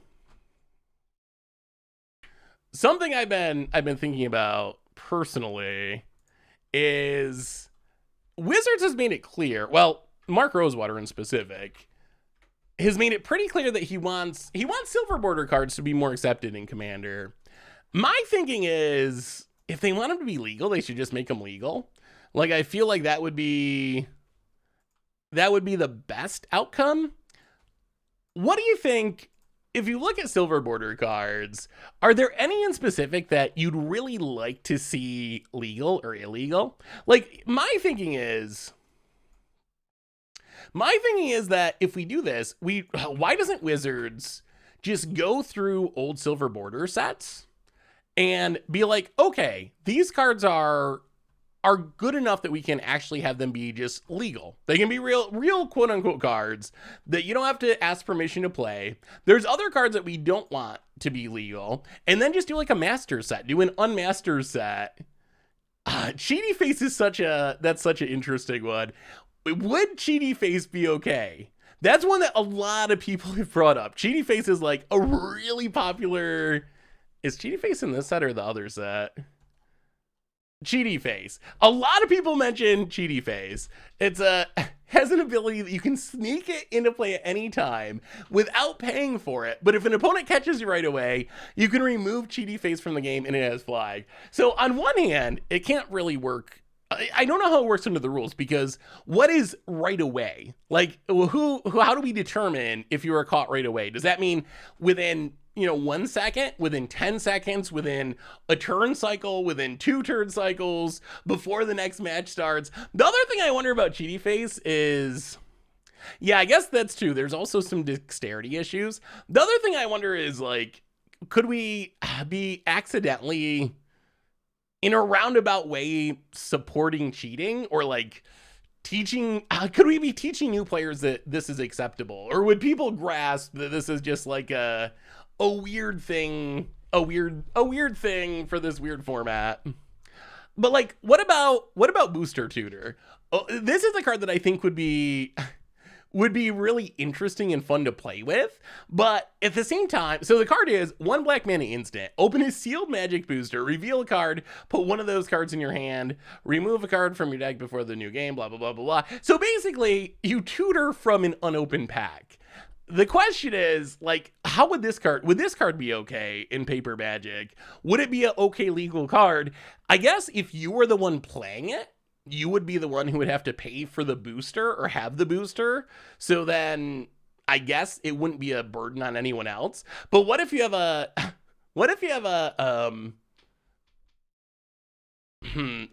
something that copies it and forces your opponent to cast a copy? Wow, I'm totally spacing. Hive Mind. What if you have a Hive Mind and you cast this in each of your opponents? have to get a copy of Booster Tutor. Is it fair? What do they do? Do they have to go buy a pack? What if they don't have a pack? What if they don't have any money to buy a pack? Like, so there's these weird issues with some of these cards. On the other hand, some of the cards I think are like perfectly fine under the rules. Like Utabi Kong. This card, I don't know why, the art's a little bit goofy, referencing back to Utabi Orangutan or whatever, but the actual card, 8 mana, 8/8, Trample, it's an ape. When it comes into play, destroy all artifacts, tap 2 untap apes you control, make an ape token. That would work under the rules. So what I could see is Wizards going through the old unsets and being like, okay, this card, Utabi Kong, that's fine. We can print that as an actual real Magic card, but then being like, well, cheaty phase, I don't know, like, shouldn't we not? Dexterity cards obviously wouldn't be good. Things that make you say weird things wouldn't be good. Like, I think this would be a hilarious card. Like, who, what, where, when, why? It's 5 cards in one. The funny thing is, this is just a normal Magic card now. I feel like we get a card like this almost every set. But this would be a sweet card for 5 color decks. Gain X life in white, destroy an artifact, counter a spell, destroy a land, destroy an enchantment. That would be a really awesome card for 5 color decks. So I would kind of like to see Wizards go through. I don't think you can make a blanket statement that unsets are legal. I think that would be a disaster. At the same time, there are some cool cards there that maybe they wouldn't have worked 15 years ago when they were first printed, but they would work today potentially. And it would be cool if those were actual options. Hey guys, what's the name of the Jeskai color combination land which enters the battlefield untapped if you have 2 or more opponents? If you have 2 or more opponents, Jeskai color combination, well, we can probably look it up. Spectator Seating is the Boros one. I don't know the Izzet one. And then blue-white. What is it? Tapped unless 2 or more opponents. What are the rest of the lands in the cycle? And then we'll play this deck again. So Boros, Spectator Seating, Izzet Training Center, and then Azorius. Where's Azorius? I don't remember the Azorius one. Spectator Seating. Sea of Clouds. Yeah, okay, Sea of Clouds. All right, unexpected results, take 2. Viewer submitted deck, take 2. This is from who? This deck was sent to us by, uh-oh, I lost the deck list now. That's Reanimator. Naya Counters. I have so many deck lists open. Here we go. Here it is. Not my. I'll update the command here too. Yeah, those lands are great commander lands. One of the better land cycles for commander we've seen in a while. So here's what we got. This is unexpected results, take 2. This is a Yarion build. What is the idea of this deck? Well, we are a Eldrazi unexpected results deck, and I'm kind of hyped about this one because when we played unexpected results in Modern, and it actually kind of worked, we were playing it with a Tron deck with a bunch of Eldrazi, so this kind of reminds me of the Pioneer version of that. So what is the plan? Early game, ramp. We can naturally ramp into Oblivion Swords, and World Breakers, and Ulamags, and Emeralds with our Elvish Rejuvenators, and Sylvan Caryatids, and Abriel Grazer. So I think that's nice. It's nice that we have this backup plan. We also have Omnaths, which is just a busted card, and then we also have the possibility to just like Abriel Grazer, Sylvan Caryatid, turn 3, unexpected results, massive Eldrazi win the game. So that is the plan of this deck. I gotta say, I have high hopes that this is gonna be better. I don't know if the deck's gonna be good. I don't know if it's gonna be good, but I think it's going to be but I think there's a chance that we win a game or win a match. We won a game with the last one. What were the other ones? Spectator Seating is red-white. Sea of Clouds is blue-white. And what one are we missing? We had them all a minute ago. We have so many land cycles in here. I guess if we type out opponent, maybe it'll minimize it or not. Oh, where's the... Oh, Training Center. Training Center is blue-red. That's the last one. All right, here we go. Unexpected results, take 2. So do you think we'll win a match? Can we win a match with this one? Is it possible? Record I will happily reset the record. Can you have fun playing Magic even when you're losing, chat? I feel like that's a really good skill. I know some people that just like they got to be winning to be having fun. We do have Omnath. With Omnath, anything is possible. I know some people got to be winning to having fun. I think one of my favorite parts of hanging out with all of you on this stream is I feel like we can have a good time even if we're losing. And I think that's a kind of a rare thing. Winning equals fun. I mean that is the spiked perspective, and there's absolutely nothing wrong with that. Like, I only play EDH. If a game was good and close, I don't mind losing. Yeah, I can definitely appreciate. I mean, I can appreciate that in 1v1 formats. Like, if my opponent does something cool and we end up losing, I'm okay with that. If my opponent does something boring and I end up losing, I mean, I'm still okay with it, but I'm less okay with it. Depends on how I'm losing. Yeah, I can definitely be like that as well. Like, losing to Tron is different than losing to like someone's sweet brew or whatever for me. All right, well, Yarian revealed. Let's see if these results are. Ooh. I also like, I'm glad we're playing Oblivion Sower. So we played Oblivion Sower on Against the Odds. And Oblivion Sower itself was good. The deck was definitely super janky. Villainous Wealth was sweet. Why do people hate Mill so much? For me, Mill has never been a deck that has made me salty, but I see that all the time, that people, if you read like Reddit or any place like that, Mill is something that comes up a lot, to the point where like I've seen legit Reddit posts of people saying that like Hedron Crab is broken, like one of the most broken cards in Magic or whatever, which to me it boggles my mind. But I know that a lot of people really strongly dislike Mill. Linear and boring, I guess that is kind of true. All right, I'll put a Fabled Passage into play. This already is feeling smoother. Our hand is of mana cost that could theoretically be cast at some point. We are up against Control, so I assume our unexpected results probably not resolving, but well, Hallowed Fountain untapped. Spin it to win it. Opponent, if you'd like to have some fun, just let it resolve. I'm sure it'll be fine. It won't be an Evercall. It won't be an Ulamog. Oh, that is true. It will not be. It'll be an Omnath. How do we feel about an Omnath? Well, 4-mana Omnath that's fine. That's about right. Draw a Grazer. Pass the turn. So apparently our opponent does not have counters or doesn't care about unexpected results. Oh, we're almost to Oblivion Sower too. Against the Odds, featuring Hunter Rouse was fun to watch. 4 mil opponent. Oh, that matchup was so ridiculous. If you like that, tomorrow for Against the Odds, we're actually playing the deck with the Rhinos. So we actually get to see if it actually works. Yeah, I kind of felt bad for a mill opponent, but not really. That's just so hilarious. So hilarious. That is the worst luck. Ooh, wow, we're actually going to get all the modes. Fabled Passage, Trigger, gain life. Crack, this is going to be a turn. Crack Fabled Passage, grab a land, make some mana. So we have 4, 5, 6, 7, 8, 9, 10. Oh, so now what? Wow, this is going so much better. So much better than last time. So Cavalier Thorns, we probably want to play something that gets around counters. I think let's Worldbreaker first.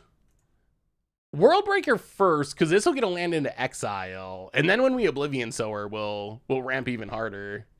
Opponent. Memory Deluge. I didn't update them. I just imported the deck list, and they are what they are. Well, let me see, Soda Master. What do we got deck-wise? Omnath Adventures. Ooh. That deck was super fun in Standard. I haven't played it in Pioneer. Well, it was It was fun for a minute, and then it became super annoying and broken. But I did like it at first.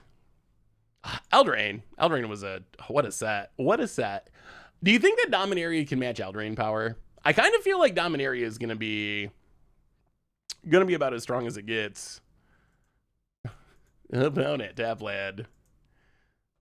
And Fateful Absence. Well, we might as well gain a bit of life, I guess. Gain some life. Sure.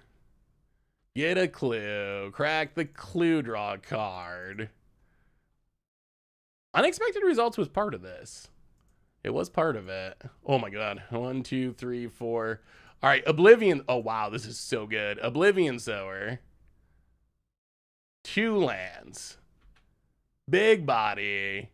Hit you with a 1, 2, 3, 4, 5, 6, 7, 8, 9, 10, 11, 12. We're 1 mana away from casting an Emrakul. Wouldn't you imagine Brothers War would be as strong as it gets? I mean, I'm expecting that both of those sets are just going to be really pushed. I think we're entering Strong Standard again. That's my guess, at least, is we're going to see a really, really strong Standard format. Do we win? I mean, I guess we're not doing anything else, so we might as well haul the Storm Giants. Smack ya a bit. A little off the top. About it. Oh, they can make a chump blocker. That's right. Okay, so they're not actually dead. Although they're still, like, pretty dead. So what land cycle do you want to see in Dominaria? Will people actually play paper? Ooh. Oh, and this leaves us without enough mana for... Emrakul next turn. Alright. Well, sure. 1, 2, 3, 4, 5, 6, 7, 8, 9. Wait, 1, 2, 3, 4, 5, 6, 7, 8. Yeah, we're 1 short. Opponent. This Farewell? Oh no. That's... All right, opponent refuses to die. Did not exile the graveyard, though. 1, 2, 3, 4, 5. Cavalier. Tap properly, though. Boom. Cavalier. Fill the graveyard, get a land. I guess Sanctum of Ugin. And... Sylvan Caryatid, and next turn the Emrakul's come, and those Emrakuls should put an end to our opponent. Allied fast lands. The allied ones are actually pretty expensive. Infect Pain lands. Wait, what would Infect Pain lands be? Like, tap them, take an Infect counter? Ooh, could we get Infect lands? Maybe ET... You know what we need is Infect duels. If we... Oh, that's how you get around... That's how they could get around the reserve list. Infect is so meaningless in so many matches. That's the way. That is the way. They could do it. Oh, that's what I want. They can take Underground Sea. Because Shocklands, they actually add up. The damage adds up in a format like Legacy or Vintage or whatever. They could take Underground Sea, ETB, you get an Infect counter. That is the same as losing 2 life, technically. It's definitely not breaking the reserve list. But in terms of actually playing, that would be nothing. That would be, in 99% of matchups, that would be just as good as an actual Underground Sea. Oh, now I really want that. Now I really want that. Well, I guess we'll just Emrakul him to death. Sorry, opponent. Sorry, friend. Yep. Tap some manas, cast some Emrakuls, steal some turns. And opponent, the quickest concede I've ever seen. Would there be a better way to get around the reserve list for dual lands? If poison was Decudius, it would be fun, more cards like Finn. Yeah, I'd be okay with more cards like Finn. I think that Infect is a bad mechanic. Infect I don't like. Poison I am fine with, and I actually do kind of like. Ooh, Howlback Piper is kind of hilarious. It doesn't have haste though. Is it hilarious enough? Or do we just run it back? So we're up against control. Our stuff that triggers when cast is good against control. So we pretty much just need to ramp and not die. Maybe Omnath is like our worst card. We can trim some like Omnath, Hour Promise, and Hour of Promise. Howlback Piper could be funny, but I feel like it just dies. It just dies anyway. So the biggest difference is Infect is a creature deals damage, and it deals damage in Infect counters equal to its power, essentially. So, like Blighted Agent, for example. Maybe not the best example because it's a 1/1, but it deals damage equal to its power. So if you pump it to a 5/5, you get 5 Infect counters, compared to like something like Venomous Sliver, or maybe it's Venom Sliver. Something like, oh, this isn't even the right one. What's the Infect creature? Apparently it's not Venom Sliver. That would be a great name for a Poison Sliver, but it's not. How about Finn? Let's go to Finn. Finn is an easy example. Finn is when creature with Death Touch deals damage, that player gets 2 poison counters. So it doesn't matter if Finn's a 1/1 or a 10/10 or a infinite powered creature. It's 2 poison counters. So it's literally Poisonous Sliver. I guess that's also a good name for Poison Sliver, isn't it? Oh, it's not. It's not though. Virulent. Okay, Virulent Sliver. There we go. The old way of doing, in fact, was like that, where it's essentially this creature has poisonous in a number, and when it deals damage, you get that many poison counters. Doesn't matter what its actual power and toughness is. I feel like Infect essentially gives a creature double strike. If you're playing a dedicated Infect deck, what it really does is gives a creature double strike. And I feel like that's just too strong, I think, in general. So I don't really like Infect. It's too abusable. I think that's a good way of putting it. But I do like Poisonous. Have you played Jeskai Ascendancy combo? Not recently. I don't know if we've ever actually played Jeskai Ascendancy combo. We've played against Jeskai Ascendancy combo many times.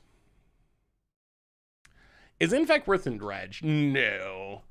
It's a mechanic that I don't really like, but I don't think it's worse than Dredge. Dredge is just an all-timer as far as mistake mechanics. The problem with Dredge is, let's rejuvenate. How do we feel about some rejuvenation, opponent? Let's go. All right.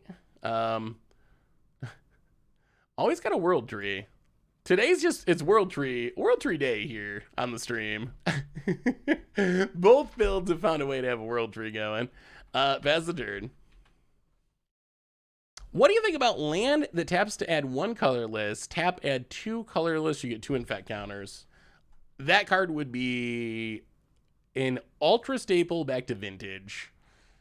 That would be stronger than Ancient Tomb. And Ancient Tomb is busted. Even if it was like 4 Infect counters, which would put it on par with Ancient Tomb. Like, Ancient Tomb's busted, and it's 2 damage. So that means you'd activate it 10 times.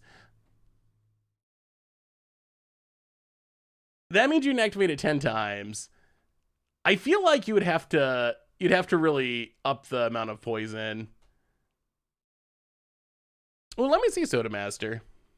How do I feel about Chalice on Arena? We haven't actually. Let's look at the metagame real quick. Actually, let's play our turn first. That's probably respectful. 1, 2, 3, 4. Opponent, how do you feel about A little spin to win here. Unexpected results. Okay, opponent does not appreciate the unexpected results. Well, take one then, opponent. So my thinking is that Chalice really isn't going to be very good in historic.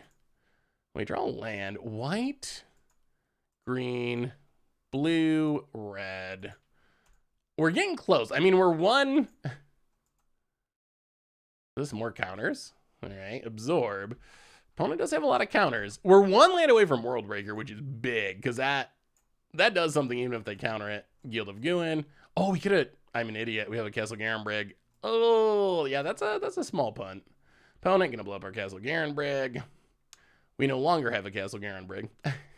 But we did for a moment, a brief moment. There was a Castle Garenbrig. Opponent passes. Obnath, white, red, green, blue. Play it. Do you have even more counters? Apparently, yes. I mean, the problem for our opponent is eventually we're going to draw lands, and eventually we're going to play Omnath, and eventually they're not going to be able to stop them, and that is how they die. So my thinking is that it's just not going to be very good. I think there will be matchups. I think maybe it can be a sideboard card where, like, against Azorius Auras, if you put a Chalice on one, how good is it? The answer is it's actually pretty decent. So there's certain matchups, but I don't think that the metagame of Historic is in a place where it's so efficient, it can be an effective main deck card, really. I think against Control, it's going to be bad. Even against, like, Lurrus decks, I guess Lurrus is still running around. Against a deck like this, would it be good enough? Maybe. I guess the Lurrus decks are probably the best matchup. But my guess is it ends up being more of a sideboard card and more of a safety valve card. I think it's possible that it's setting us up for something in the future. Like, you know what would make Chalice make a lot of sense is if we see some of the, like, 0 mana spells that get cascaded into, like a Restore Balance or a Living End. If we see something like that show up on Arena, then it's going to make total sense because Chalice is a great... Well, okay.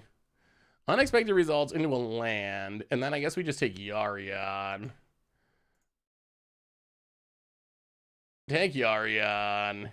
Pass. Well, yeah. Do we get... Yeah, we're going to pass. They probably have Wandering Emperor. Or not. So, yeah, I think... I don't think it's going to make as big of an impact as people are thinking. I've seen some people be, like, really freaking out about it. And I think for the short term, at least, it's not... Oh, are you dead? 1, 2, 3, 4, 5, 6, 7, 8. 1, 2, 3, 4, 5, 6, 7, 8, 9. Well, all right. Let's spin it to win it. And that, well, yeah, spin it to win it. We came here to unexpected results. Let's keep doing it. Unexpected results about it. Drew a veto. Sure. Opponent, we were trying to be nice. We were giving our opponent a chance. We were trying to be nice. We could have just cast a World Breaker and ate a land, but... Well, now the gloves are off. The gloves are officially off. Our opponent didn't want to do it the fun way, so now we're going to have to do it the unfun way. It is around 4 p.m. my time. I asked earlier, what do you think about OG dual lands without land types? Without land types, they're not very good.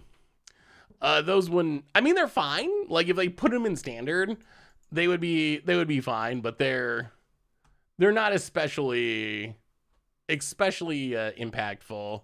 Well, opponent, we tried. We tried to do it the random fun way. Instead, you countered our unexpected results, so now we'll do it the guaranteed way, which is just casting an Ulamog. I say we'll eat your Wandering Emperor and your Deserted Beach. Do you still have counters left, opponent? Fateful Absence on their own Wandering Emperor just to draw a... Wow. Okay. That is a sign that things are going poorly.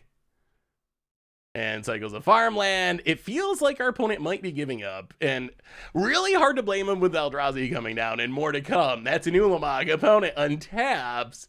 Plays an island. Can you stop the Ulamog? Farewell? I mean, Farewell does give you, that gives you a turn, but we got a World Breaker. We got a World Breaker about it. Farewells. Nukes it all. Sure. We draw Fabled Passage. Well, okay. 1, 2, 3, 4, 5, 6, 7. World Breaker. Eat one of your lands. Literally breaking the world. Fabled Passage. Pass the turn. About it. I must ask your thoughts on my masterpiece of a deck. Ooh, let me see, Flewy. Memory Deluge, sure. Yeah, I like how many lands we can blow up with this deck. Ashiok's Crab Bisque. All right, so we got some Ashioks, some crabs. So kind of a mill deck, I would say. A mill deck with some Ashioks. I mean, I don't know if the Ashioks are all that good in the deck, but I will say it's probably worth playing just for the name, even if they're not. I mean, this is the closest I've seen to a deck that looks like modern mill in Pioneer, so I can see it being pretty reasonable. The only downside is we are missing fetch lands, obviously, and fetch lands, or missing like the real fetch lands. And fetch lands are really, really, really, really good with crabs, but I don't know. What do you think about Chalice? Do you think Chalice is actually going to do anything? And also, why have we not gotten more spoilers from the anthologies? We get the, oh God, opponent. 1, 2, 3, 4, 5, 6, 7, 8, 9. All right, we'll just do a little casting of Yarion for now. And then next turn, we can cast the Ulamog to make our opponent very, very sad. Yarion, do some blinking, pass the turn, opponent taps. Yeah, I'm surprised there have not been more spoilers. Because we get the full set tomorrow. We get the literal full set. Oh boy. If they farewell, then we farewell their white mana. With our Ulamog. Kind of would like an Emrakul, honestly. Stomping Ground. I'll go to combat, smack ya.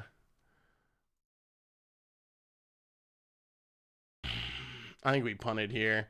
We're just going to get in with Yarion. We should have played Ulamog first because of Wandering Emperor. Opponent.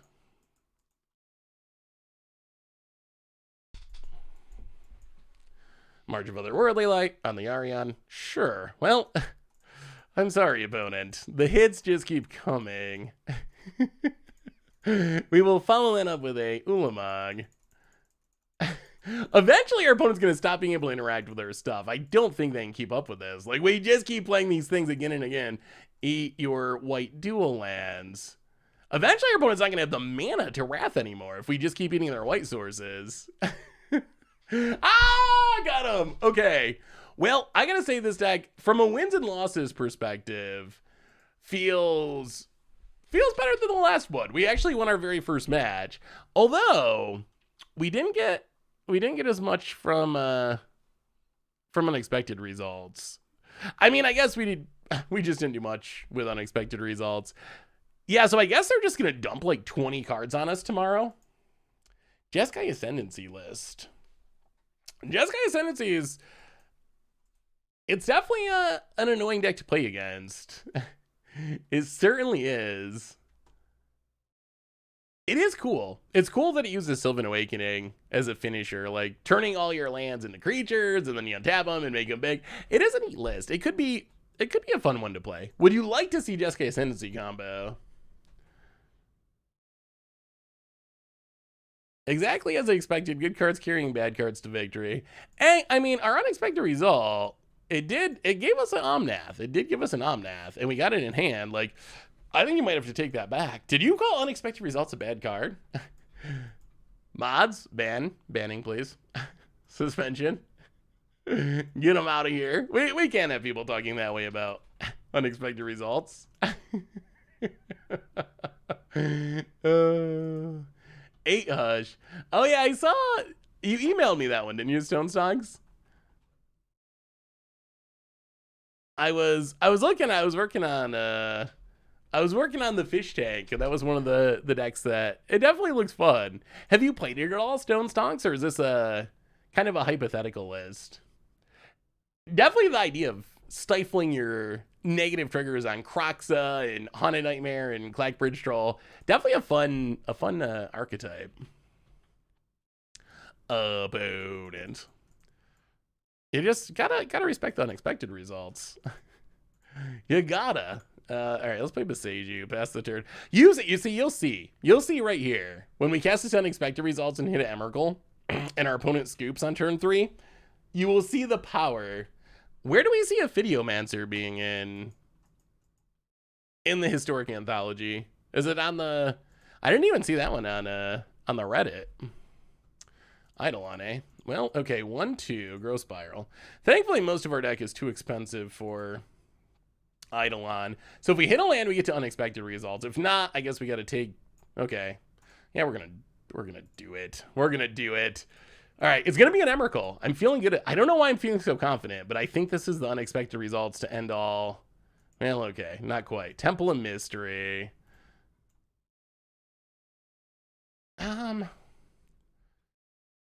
Sure, we'll keep the land past the turn. Okay, that was not the one. That was not the one. But we're getting close. We're getting close. We're getting close. Ooh, potential leak from Dominaria. Okay, so if you are someone who is avoiding leaks, avert your eyes. But I think there's, hey, Luca, how are you? Good to see you. Welcome, welcome.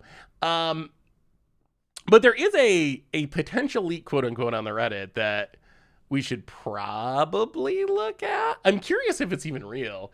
Results does let us cast it. So we do get the cast triggers from Eldrazi.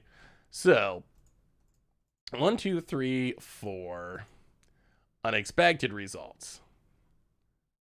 Well, okay, that's not bad. Not bad. Omnath into a land. Play the land gain for life. Just a life gain is... That's the second time that we've unexpected results into Omnath, and the Omnath has been pretty good. Get the turn. Puntologist, welcome to the Fishbowl. Thank you so much for your subscription. Big super for you. Thank you. Okay, so if you don't want to see leaks, avert your eyes. Here's a card. Is this card even real? This is apparently a possible leak of the new Shieldred. Shieldred Insidious Conqueror, maybe? 5 mana, 4/5, ward, discard 2 cards. When a non-token creature you control dies, draw a card. This ability only triggers once each turn. When a non-token creature an opponent controls dies, an opponent discards a creature, or an opponent discards a creature card. Put that card from the graveyard onto the battlefield under your control. This ability only triggers once each turn. Ooh. Wow, discard. We have seen, yeah, I would not have expected it to be so good, but we have seen the discard 1 ward actually be super impactful. Discard 2, oh no. Oh no. Discard 2 might as well be hexproof. There's not an acorn. Whether or not this is real though, we really 1, 2, 3, 4, 5. Are we dead? 1, 2, 3, 4, 5, 6, 7. We can't get down our Omnath. Oh, we gotta take damage to cast this. This is 6, 7, 8, 9, 10, 11. Yeah, I mean Embercleave. Embercleave, that is quite the card. Quite the card. So, is this card real? We don't really know. I have no idea. Potato Camera, that does support its legitimacy. The design feels like a current Magic design, so that is not something that I would immediately be like, there's no way they would print that. I think it would be fairly strong. 5 mana 4/5, strong ward protection. You get to draw a card when your stuff dies. You get to steal your opponent's stuff as it is died. It's kind of like a super Turgid.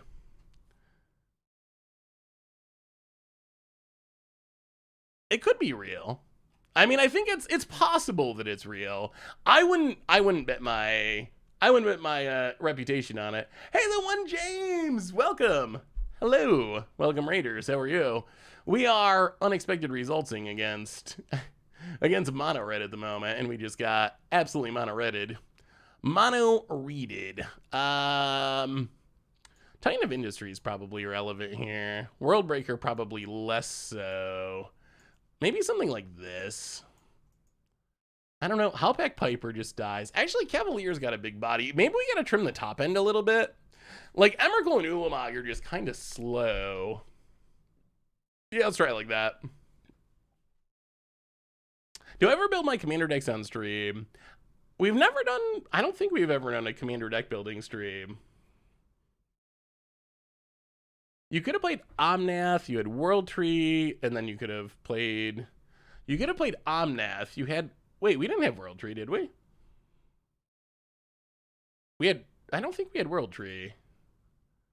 If we had World Tree, then that was a punt. if we had World Tree, then that was a mistake, because Omnath would have been really good there. Yeah, I mean, that's power Embercleave. Embercleave undoes a lot of work. That was pretty much it. Our opponent got in one huge hit with Embercleave, and that was enough. I think we had I don't think we had World Tree. I think we had the tap for 2 Castle Garenbrig. I'm pretty sure. Pretty sure that's the one that we had. Well, 7 carry added. Might as well play Grazer as a blocker. No lands. You know what we need? We need an unexpected results. Opponent. Ophidiomancer, I think, would be reasonable. I think Ophidiomancer would be in the conversation, at least, for historic. In sack decks. If you can sack Deadly Dispute, Village Rites, whatever, Woe Strider, just keep sacking. Yeah, you got us, opponent. Get in there, Eidolon. We will take it.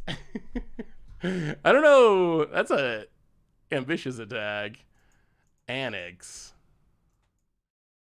That's big. Yeah, I think we actually take the 2 to gust it. We would like to hit unexpected results. That would be... All right. Apparently, we will just draw all the Ether Gusts all in a row. What do you think about Tarmogoyf in Historic? My first thought was it's going to be bad. Motherfogger, if I want to donate through Twitch, how do you do it? There should be a donate command right there. You can leave a little message if you'd prefer, and I will read it. Now let's block. What a weird draw. Opponent Annex again. Well, instant replay. Ether Gust it again. It's crazy the Ether Gust is still playable. Gives your opponent a pretty meaningful choice. That's true. It does give the opponent a choice. And normally that's something that's not good. Although, ooh, green, white, blue, red. We don't have a land, though. I think we cast it. Hopefully we just... If we draw into a land to gain life... Things are pretty good. Somehow we've just not hit lands this game. Omnath comes down. Draws us. Oh, not a land. Okay. That's okay. The 4 life would have been good, but that's fine. That's fine. Yeah, the fetch one would be great. Opponent. stomps. It's just double stomp our Omnath. I guess that makes sense. Our opponent can't really let it live, play with fire. I mean, our opponent's kind of dying to their own Eidolon. Rejuvenator. Well, we need lands. We can't just keep, yeah, we can't keep doing nothing. Rejuvenator, go digging. There's all the lands. All the lands that we hadn't drawn this game. Pass the turn down to 12, opponent untaps. Ooh. Okay, so if you want some serious, do you want some serious rumors? Someone just sent me a message, and this is unverified. This is unverified, but the rumor is that the anthology cards were actually in Arena's code, and someone actually found them and then posted about it. Again, not actually confirmed, so I can't tell you this 100%. But here is the rumor. Here's the rumor. If you don't want to hear a very weird, maybe sort of possible leak of cards coming to Arena for some reason, then I guess earmuffs. But all right, so here's the rumor. Historic anthology: Knight of Souls Betrayal, Glimpse the Unthinkable, good for Mildex, Phyrexian Metamorph, I do love Metamorph, Avacyn, the full cycle of Modern Horizons 2 artifact lands. That would actually be really big for some of the artifact aggro decks. Retrofitter's Foundry, Lalo the Blade Reforge, Ophidiomancer, Goshen Typhus Origins, Tarmogoyf Chalice of the Void, Tarmogoyf and Chalice of the Void. That is the rumor of the historic anthology. Again, not sure that that's actually true. It may be, it may not be, but that is the rumor going around. As far as, yeah, Retrofitter would be really good. So that, to me, if that is true, it's some cool historic brawl stuff, mill support, and artifact support, like the artifact lands, Retrofitter Foundry. That's where that primarily sees play. Den of the Bugbear. Opponent goes to combat. Opponent goes attacking. This is a big attack. We have just, somehow our mono red opponent is outlanding us here, which is kind of ridiculous. Kind of wild. Block, block, block. Take 4.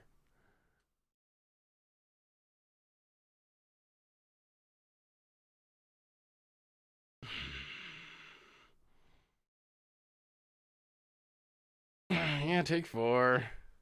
Down to 8. The problem is if we try to Ether Gust and they have Ember Cleave, we just get cleaved into the ground. Another Eidolon. Okay, so Ether Gust. Annex. Drop to 6. Unclear if we can overcome this. Rejuvenator, can't cast it. Boy, this has been an awkward draw. We're on turn 8. We've just missed so many land drops. Yarion, cast it. Are we dead on board? That's the question. Yarion, do some blinking. Pick them up. Pass the turn. Get them back. Hopefully find a land. Shrine of the Forsaken Gods. Opponent untaps. This is so close. Opponent. We'll talk about the rumors on Explore in just a minute. Den of the Bugbear fires it up. Goes to combat. Are we dead? Attacks with everything. All right, so block. Block. 1, 2, 3, 4.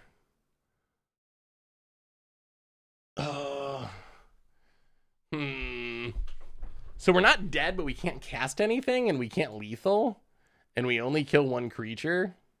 So I think this does mean we're dead. Not immediately dead, but still dead. Yeah, we couldn't hit our lands. We couldn't hit our lands. Oh, and our opponent top deck to stomp. Okay, well, fair enough, Mono Red, fair enough. Have they said if stickers are coming to Magic Online? They have not, although I think there are a very close to 0% chance that they come to Magic Online. Magic Online has not shown the ability to print normal mechanics, like just random commander cards. Seems unlikely to me we're going to be putting stickers and hats on Jaces and whatnot.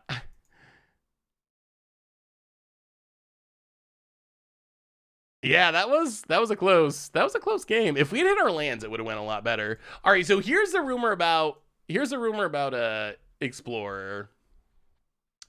Mausoleum Wanderer, that would be A++.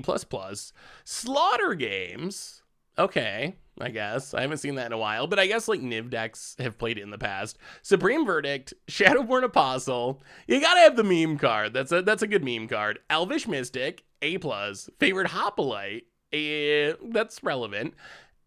Titan Strength, Battle-Wise Hoplite, Searing Blood, big burn card, Ensoul Artifact, Back to Nature, sideboard card for artifact stuff, Darksteel Citadel, Siege Rhino, okay, Rally the Ancestors, Unleash You Smiles at Death, Teamer Battle Rage, Tainted Remedy, oh god, the worst against odds ever, Hangerback Walker, Kalitas Tireless Tracker. So again, this is a rumor. Someone apparently found this in the code of Arena. If this was the anthology, I would say Wizards nailed it. I would come away from that. Being very happy. Like if this was actually it. So if this was the actual list, Mausoleum Wanderer, big for spirits, Slaughter Games, might see some play. Supreme Verdict staple, Shadowborn Apostle, people love their you can play any number of cards. Elvish Mystic staple, favorite Hoplite, Titan Strength, and Battle-Wise Hoplite. I think are all to try to make the heroic deck work. Searing Blood, Burn staple, Ensoul Artifact, one of the missing pieces for the artifact decks. And remember, this also ties into Historic because you're getting the artifact lands, so that's kind of big there as well. You'll play that in Historic. Back to Nature doesn't see a lot of play, but it is an answer to like SRAM style decks or Light Pause style decks.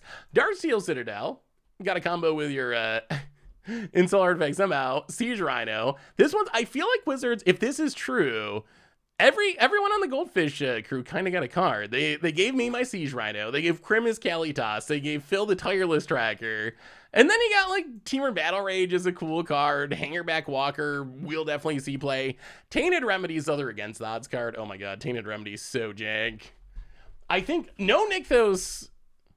No, this is not. This is a rumor. This is apparently stuff that was found in Arena's code. Someone was digging around in the code of Arena. So it is 100% not confirmed. This is a rumor. No Nykthos is a big loss. That is, again, we're speculating here, just so it's 1,000,000% clear. Just so it's 1,000,000% clear, it's a rumor. If it was true, Nykthos would be one of the big missing pieces. Although maybe it is true that they're thinking of banning it. Like that is a realistic option. Nykthos is arguably like, I don't want to say too good, but it is on the cusp of too good in actual Pioneer. And it is a very, very, there's our unexpected results. And it is just a very, very, very strong effect. Like it makes so much mana. As it is, I think if we want Explorer to mirror current Pioneer, then we do need it on Arena. On the other hand, if it gets banned, I would not throw a fit. And I might even be like, okay, that might have been the right choice. Like I can see the merits to having a conversation about whether it should just be banned. JB the Pirate, welcome to the Fishbowl. Thank you so much for your subscription. Big super for you. Thank you. Although I will say that it should be, even if they banned it, I think they should still put it in like a historic anthology at least. Like even if it's not in Pioneer, even if it's not in Explorer right now, it would probably be fine and cool in Historic, which is just more busted and has all the digital only cards and Jumpstart cards. Aww. And it would be very sweet for Brawl. Like, I think that would be a necessary addition to Brawl. The possibility of Nykthos. There's a rumored list going around of cards that'll be could be added in the anthologies to Arena, and it does not include Nykthos, which is one of the biggest ones. Which is one of the biggest ones that is floating around. But that we were just talking about the possible wisdom of. All right, let's spin it to win it. The possible wisdom of banning it instead of putting it to Arena. Unexpected results. Something big. Well, I mean, the thing with unexpected results is hitting a land is not. It's not bad.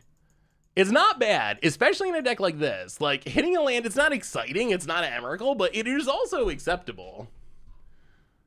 Opponent. Do you see Brawl ever being close to Commander? I think that Brawl is doing... Just so it's clear, Panfried. Rumors. We're dealing in rumors at the moment. This is rumors going around. So we will have the full list officially tomorrow. This is stuff people are posting that was apparently found in the Arena code or whatever. So take it with a grain of salt. These are rumors. I think Glimpse would be fine in Historic though. Like, I think it'd be fine. Mill, it would be kind of fun to have an actual playable Mill deck. Ooh, that's a world breaker. 1, 2, 3, 4, 5, 6. Well, All right, this feels dirty, but I think we actually just have to do a bit of world breaking here, most likely. Overspinning to win. As much as we like spinning to win, we do need to be able to pressure the Chandra. So let's world breaker. Get rid of the Den of the Bugbear. Get a big body. Pass the turn. Opponent. Are we still dealing in rumors about what Planeswalkers are completed this set? Ooh, I haven't heard. You got any spicy rumors? Hey, what's up, Dear Michello? Feels good to be done with the workday.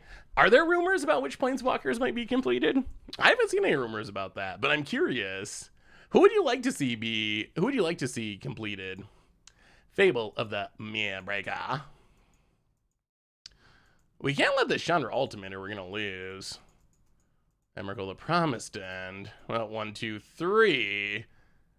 Unexpected result. 1, 2, 3, 4. Unexpected result. Breeding Pool. Yes, pay 2 life. Well, spin it to win it again. 1, 2, 3, 4. Unexpected result.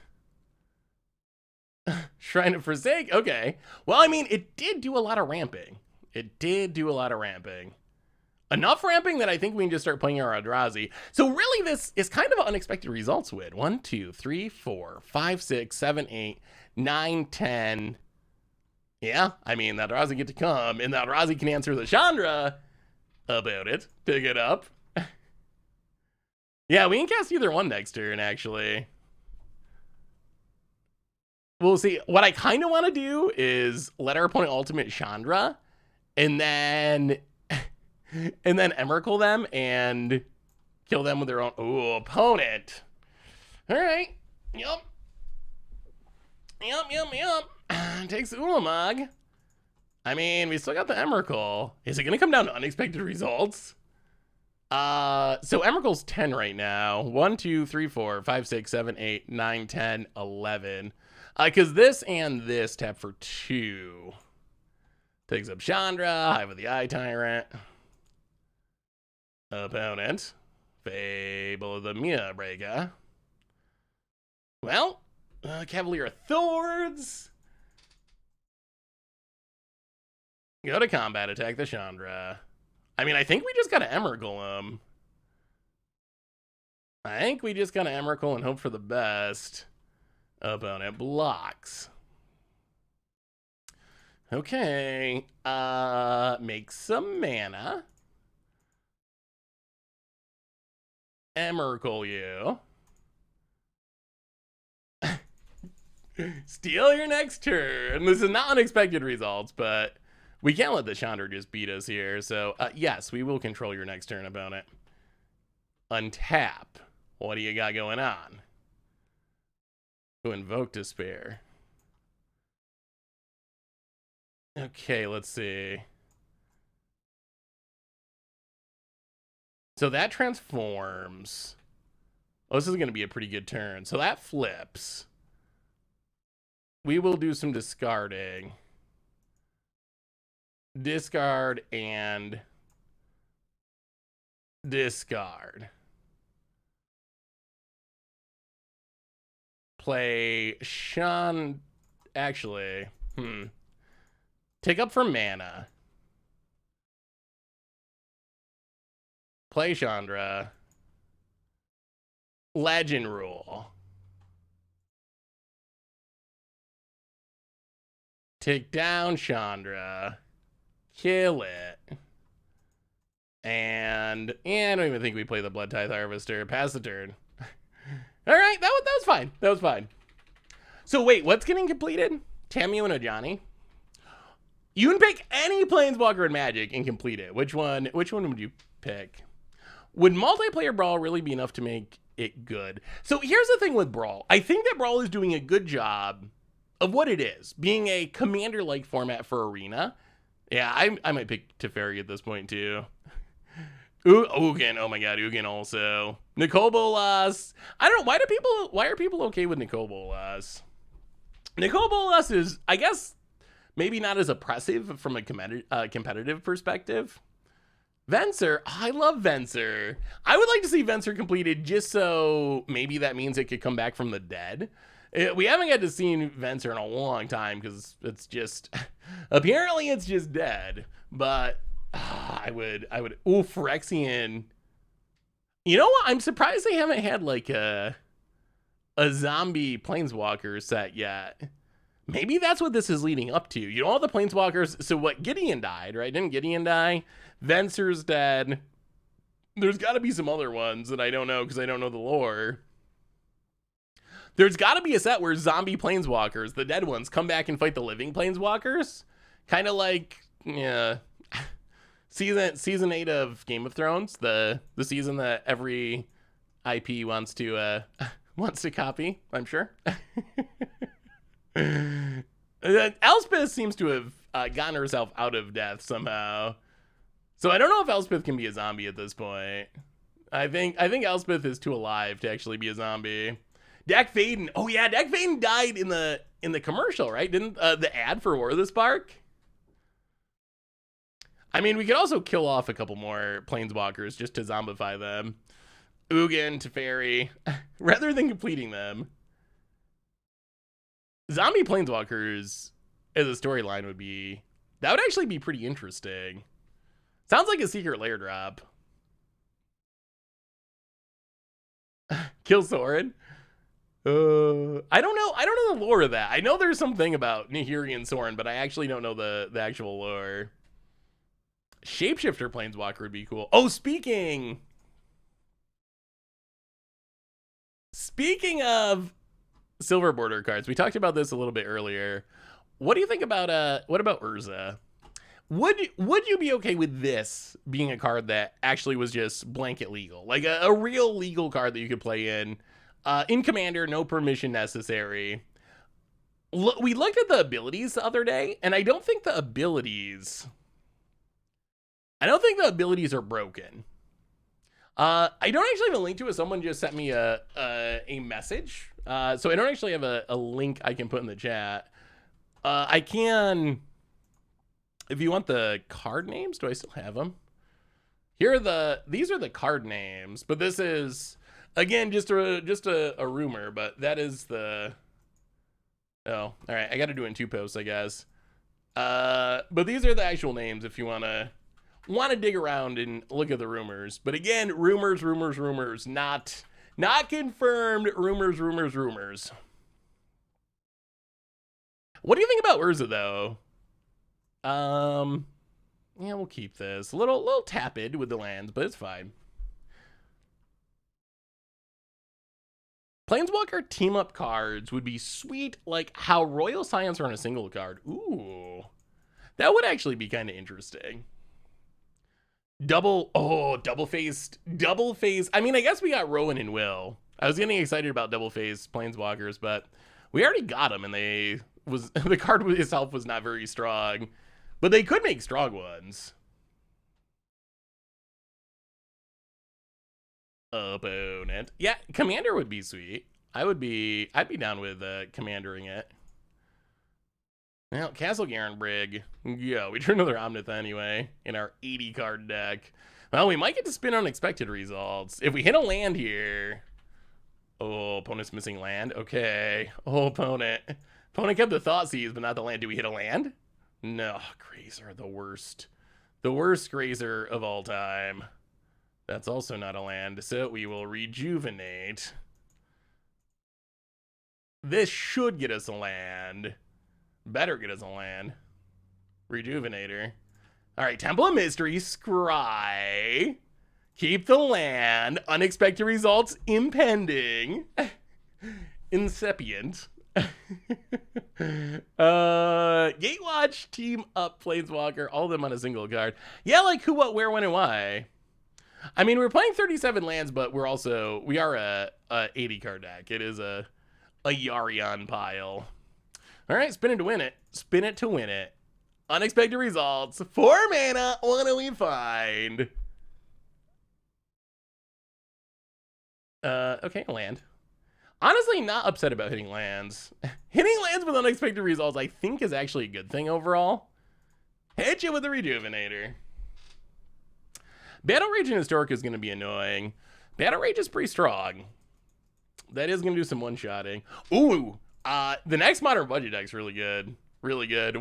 Maybe one of the best Modern Budget decks we've had in a while. Definitely excited for it. So that should be coming up pretty soon. Well, all right, one. You know what? Let's thin the deck now. Fable Passage, thin the deck. Do you think a dredge-like strategy could work in Pioneer? Been brewing around it a little bit. Ooh, let me. 1, 2, 3. I mean, I think the correct play is to Oblivion Sower, but we came here to unexpected results, so we're gonna do it. Ooh, okay. The correct play is World Breaker off of unexpected results to get lands in exile to support our Oblivion Sower. And I guess we'll play a Grazer just because a very sad Grazer. All right, that was good. Your go, opponent. Enjoy your 2 lands. You need to play the slots in Vegas and post a whole video chatting, spin it to win it. I mean, I do enjoy, whenever I go to Vegas, I do a few slots. Not spending a ton of money or anything, but it's fun. I think gambling's fun. In small doses. The only time I really do it is Vegas, though. At least that kind of gambling. It's such a waste of money. Oh my goodness, you can waste so much money in casinos. It's kind of insane. Yeah, actually, I don't really like slots very much. Craps is fun. Video poker is fun. Real poker is fun. But actually, slot machines, I don't know. It's just like a scratch off, and scratch offs have never. Ooh, Epic Downfall's pretty good here. Scratch offs have never really appealed to me. Opponent gets in, makes a treasure. Sure. Well, block your token. Opponent's putting up a good fight for how far behind it feels like they are. Blood Dive Harvester. All right. Sure. Well, all right. How many lands can we get? How many lands can this Oblivion Sower give us? Actually, we have an Omnath. We're dirty Omnath players. We can do way more than this, right? White, red, blue, green.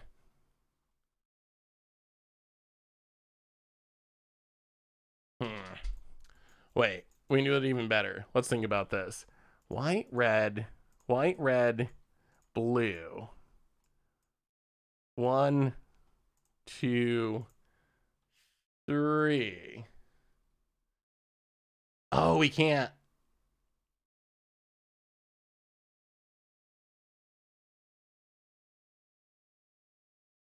Yeah, we can't do. Okay.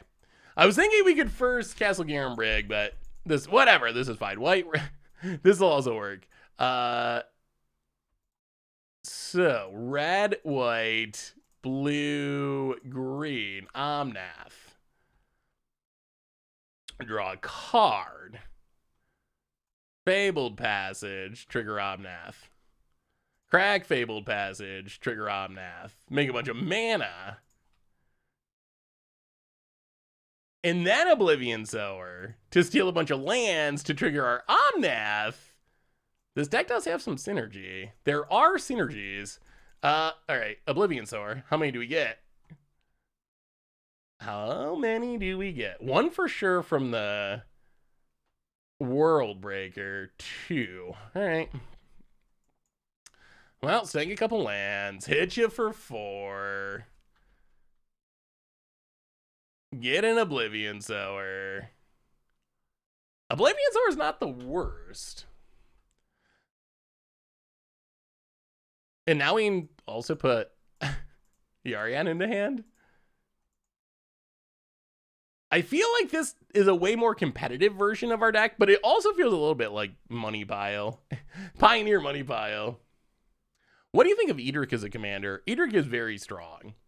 I don't think that Edric is, like, you shouldn't play it as your commander or anything, but my experience with Edric is you will often rightly be the arch enemy because the amount of card draw it generates is really, really immense. And what it wants you to do mostly is play cheap creatures, so you can just play mana dorks. And then a lot of people also add in extra turn spells, which draw you more cards, and then you kind of like pseudo combo once you get rolling. So Edric's very good, but I will probably try to kill you first if you're playing Edric, just because it's so good. All right, there's a Kalitas, soon to be on Arena in Explorer. Well, let's Growth Spiral. Put a land into play.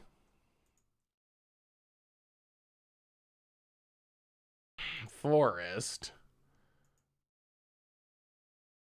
Go to combat.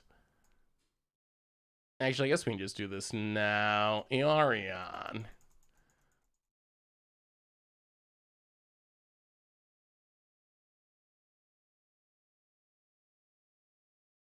Blank, blank, blank. I guess technically we probably should have done this post-combat. Go to combat. Attack you.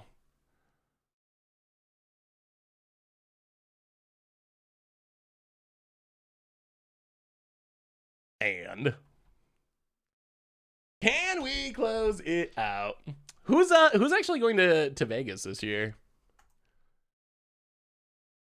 Edric is so good, cheap to build, easy, powerful, gives your opponents incentive not to attack you, is strong. Yeah, Edric is strong for sure.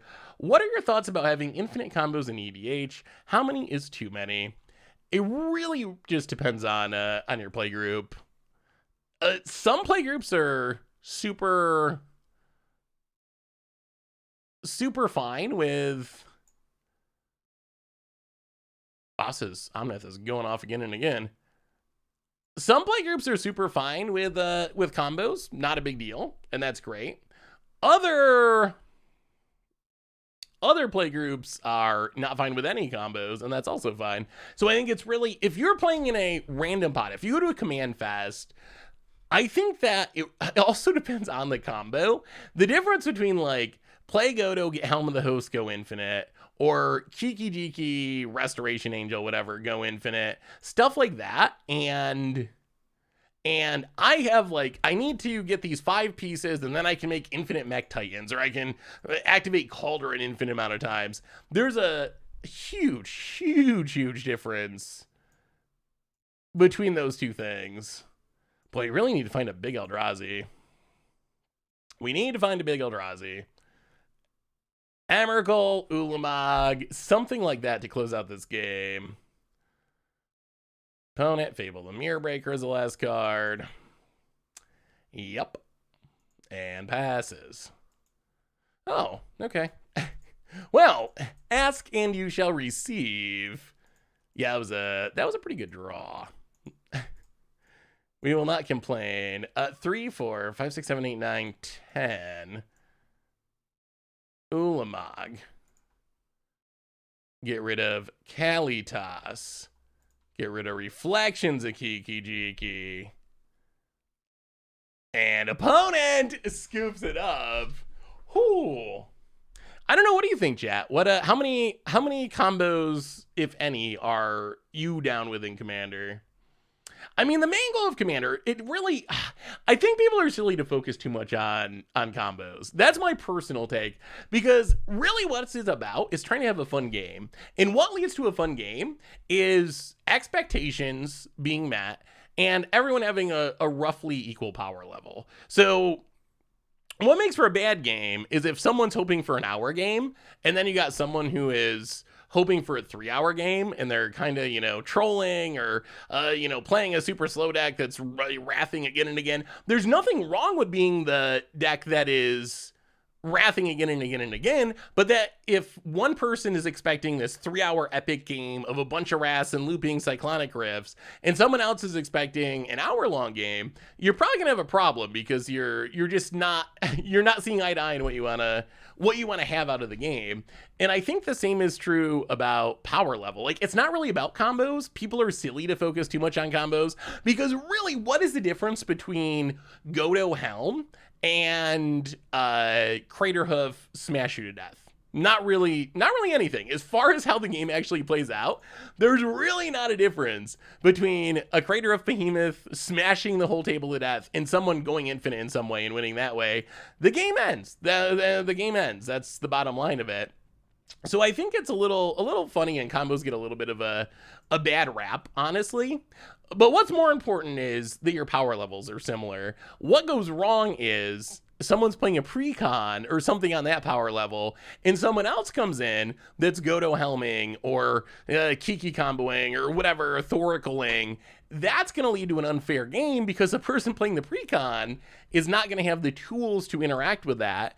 And the person who's playing the combo deck is also probably not going to come away from that game feeling very good about it. Sure, you won, but does it really feel good if you just smack someone who was playing a deck that wasn't even on the same level as you? So I think that's an important thing. So the number of combos or any of that stuff, I think that's honestly kind of secondary and not really that important. Those are the things that I think are important. Trying to make sure you're on the same page as far as stuff like game length and whatnot, and you're all kind of aiming for the same thing, and that your decks are all roughly in the same power level. I think that's what leads to a good time in Commander generally. Rye Guy Not Shy. It's a good username. Welcome to the Fishbowl. Thank you so much for your subscription. Big soup to you for you. Thank ya. Well, thank you, Ariane. Not doing much at the moment, but I have a casual but still high-powered Mausoleum Wanderer deck that has the Kiki Conscripts combo, but I choose not to do it unless I can win, or the game has stalled and everyone wants to play a new game. Yeah, that's a fine way to look at it. Although I've always personally found it hard. Like, I've struggled with, all right, unexpected results, spin it to win it. Wow, our percentage of hitting exactly Omnath with unexpected results is absurdly high. I think we're like 50% to hit Omnath in an 80-card deck, which is ridiculous. I went to Command Fest Philly and realized everyone was looking for a 15. Well, that's probably not a reasonable expectation. That's just not Commander, I don't think. Commander, I don't even think you'll be through shuffling up and starting a game at that point. Hey Seth, I find this deck look funny. We'll try and Pioneer. Ooh, let me see, Daniel. Demonic Bargain. Ooh. Demonic Bargain, Jace, Thassa's Oracle. Oh, that's a neat idea. So the goal is, so Demonic Bargain exiles 13 cards, and it tutors. So the idea is you can use that in mission briefing to try to exile through your entire deck to get the Jace or Thoracle win. I will say, if you're going to build this, I would say you definitely want 4 Demonic Bargains, right? Because you need to resolve probably 3 of them to win. And even with the 2 mission briefings, I mean, I guess there's some other card draw. Definitely a neat idea. I would consider going up the 4th Demonic Bargain, though, if that's the primary game plan. That is a cool deck, Daniel. Opponent. No, but I struggle with drawing cards versus winning. But I struggle with the idea that, like, if I could win, choosing not to, maybe it's because I'm used to playing, Maybe it's because I'm used to playing on Commander Clash, where my hand is public and everyone can see it. So if I do something suboptimal, I know there's thousands of people that are seeing me do it. But I struggle with the idea of, like, okay, I could win the game here, but maybe I should choose not to win the game and do something else instead sometimes.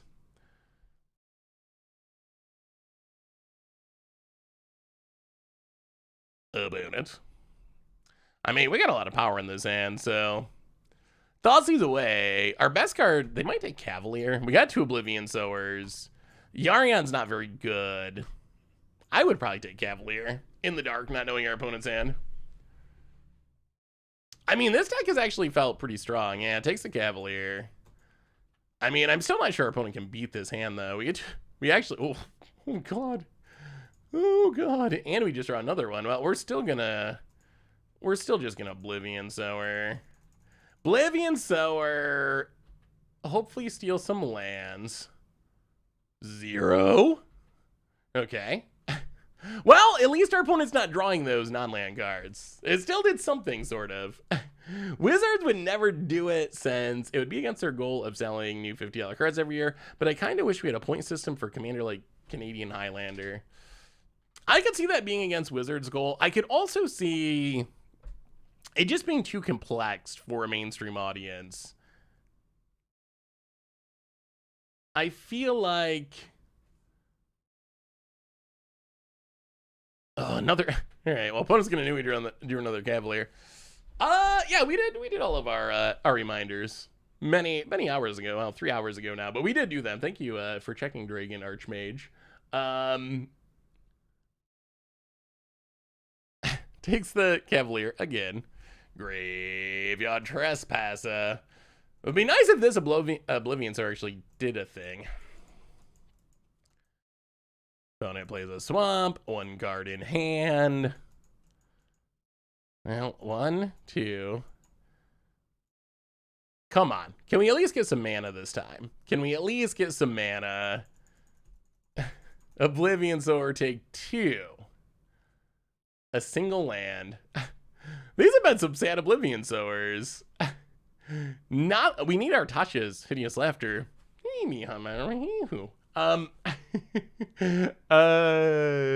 Hideous Laugh. About it. So the point system, I think, yes, Wizards maybe might not like it, I guess, because it could hurt sales or something. But I think the bigger problem is I don't think the average player wants to have to think that much about their decks. I think they just want to be able to play. So that would be what I would worry about, is it might just be too much for people to handle. I'm sure it'd work great for like a play group or something like that, but I think as far as like this is the rule for Commander everywhere, probably just a little too much that you got to think about instead of just being able to play what you want. Do you think Veteran Explorer is a good reprint for Standard? Boy. I don't know about that. Imagining our current Standard with Deadly Disputes and so forth, but with the ability to go like turn 1 Veteran Explorer, turn 2 Deadly Dispute it, 6 mana or something on turn 3. That seems like a wild Standard. I think there could be standards that would be fine, and it is symmetrical, which is nice, but I would be nervous. I think it would just speed things up a ton. Opponent Caraxes. Okay. Well, maybe that was a reason to not kill it. Well, we'll discard a land. Drop to 14. Crocs escapes. Yeah, maybe we should have just taken the damage to not let our opponent get the Croxa back. Although there's so many ways I can get it back. Growth Spiral. Well, go to combat, smack you a bit. Hey, thank you for the cheer. This was raised during a podcast, sort of. What's your opinion on mirror designing cards to trick players into not banning them in Commander? Well, I don't know if Mark Rosewater explicitly stated that was the goal. Just so that part is clear. I'm not sure Mark Rosewater actually said, like, my goal is to trick players into playing them. He definitely said that he wants them to be more accepted, and that's part of the reason, at least part of the reason for the change. But at the same time, I don't know if his, like, was that the goal, to trick people?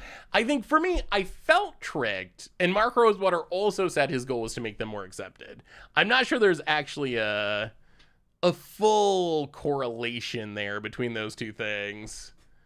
But yeah, I mean, I think that's a horrible idea. I think to me that's absolutely mine. Like, if that's the idea, to trick people into playing illegal cards, to me that's like a mind-boggling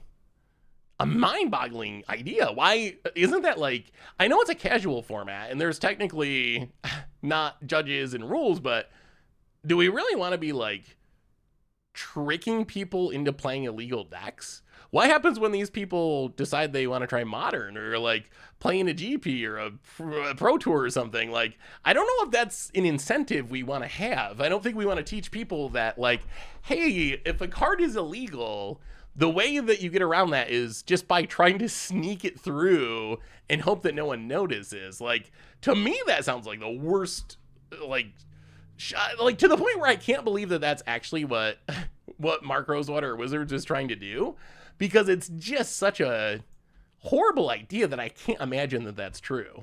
Like, I can't imagine they actually would be thinking it's a good idea to try to trick people into playing illegal cards. Oh, can we cast this? Can we cast this? 1, 2, 3, 4, 5, 6, 7, 8, 9, 10? I think the answer could be yes. I mean, if we cast this, I think we win. So, tap some mana. Yeah, that's a good draw. That's a good draw. 6, 7, 8, 9, 10, and Lil Mama Emrakul coming home to roost. Yeah. Opponent, we would enjoy your next turn. We will not attack. Opponent, Thought Seizes. Well, 1, 2, 3, 4. Hive of the Eye, Tyrant. Go to combat. Attack.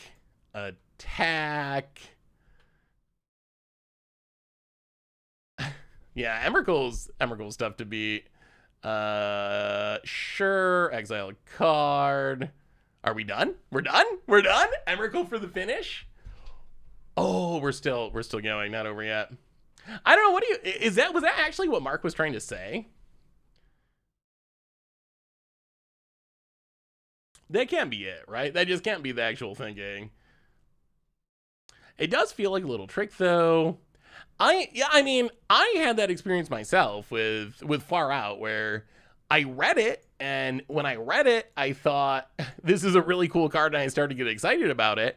And then I realized, oh, this is not an actual, it's an Acorn card, and I can't actually play it anywhere without asking permission.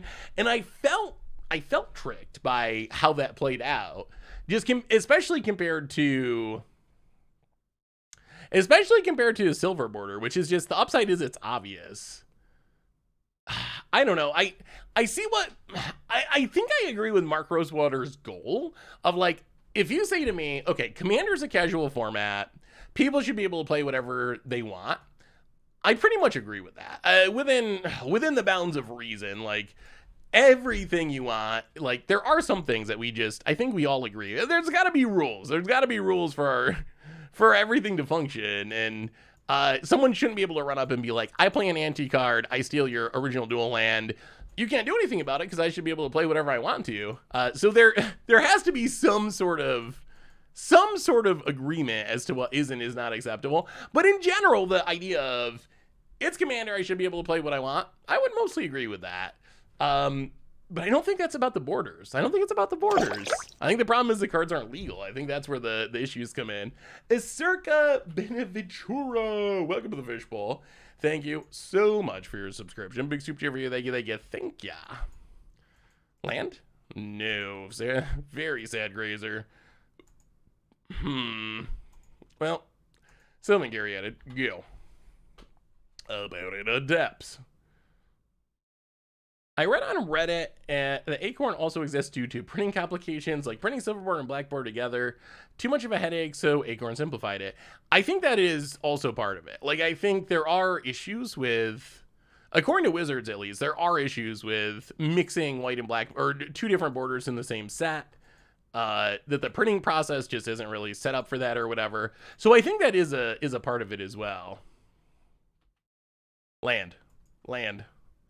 Fabled Passage. I mean, that's sort of a land. Well, 1, 2, 3. Elvish Rejuvenator. Please don't whiff. Castle Garenbrig. Crack the Fabled Passage. Get a forest. Play a grazer as a blocker. And pass the turn. Well, next turn we get to start playing big things. When do you think Eldrazi will be back? I think we're on Eldrazi hiatus for the time being because we know that the next 4 sets, which basically takes us through the whole next year of Magic, but the next 4 sets are... There's the Chandra. The next 4 sets are focused on... Ooh, it takes up for mana. Are focused on this Brothers War, Eldrazi, or not Eldrazi, Phyrexian storyline. So I think for the immediate future, unlikely to be Eldrazi. I think those are the big baddies for now, is the Phyrexians and the Praetors. After that, I think going back to Eldrazi as the bad guys is definitely a possibility. I'm sure we will eventually, but I would say the next year is pretty unlikely for Eldrazi. Now, 1, 2, 3.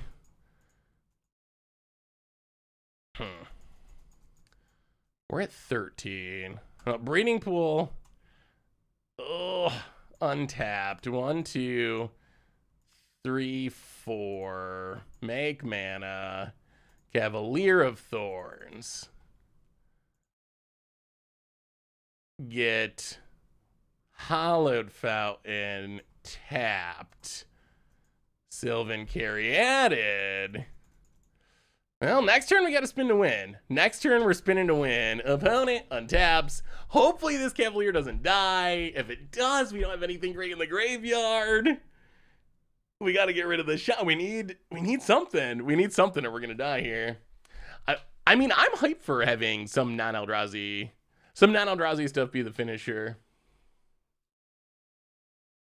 I understand if this is an uncomfortable question, but I understand if this is an uncomfortable question.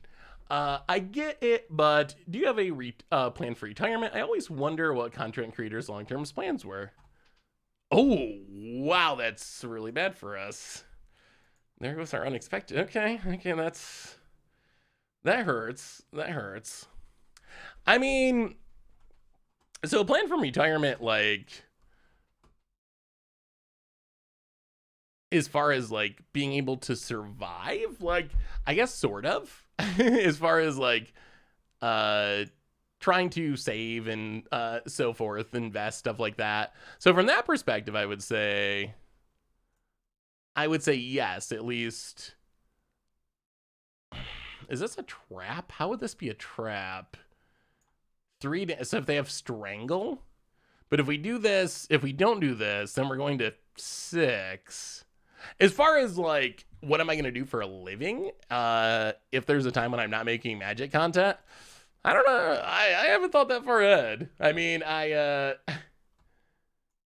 I do have a bachelor's degree. I guess I would probably do something else if I wasn't doing Magic content. And I don't really, the whole content creation thing is just so, boy, this is so tough. So if we block, we lose this for no value. That go blank was really good. Chandra has not been activated.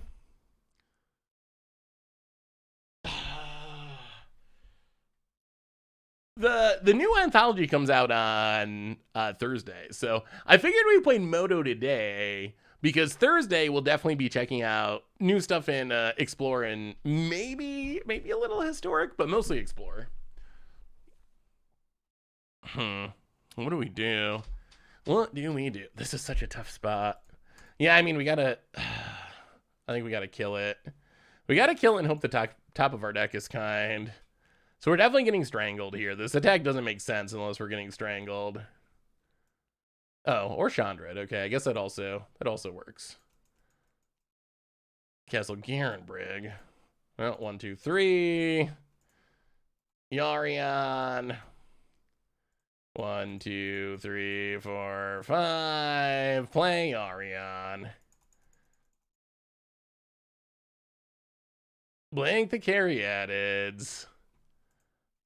Oh, yeah, we might be dead. Castle Garenbrig, go. Opponent untaps with the Chandra, with the Castle Lockwain, with the Tenacious Underdog. One takes up for mana. What is this? Fable the Mirror Breaker. Okay. And Bone Crusher. Another Graveyard Trespasser. Well, use it or lose it. We got to draw something this turn, or we're in really, really sad shape. Opponent passes. Omnath. Okay. I mean, that is kind of something. Draw a card.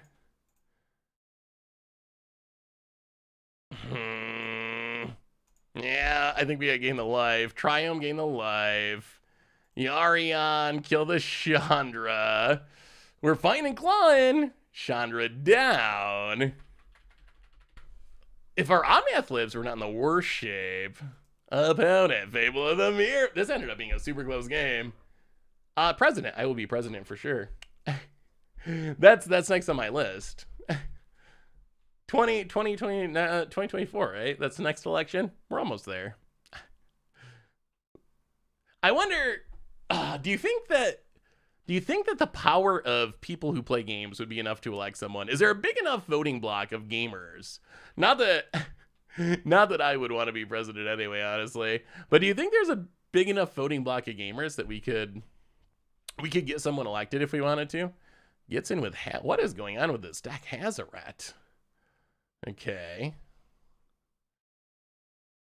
Opponent passes.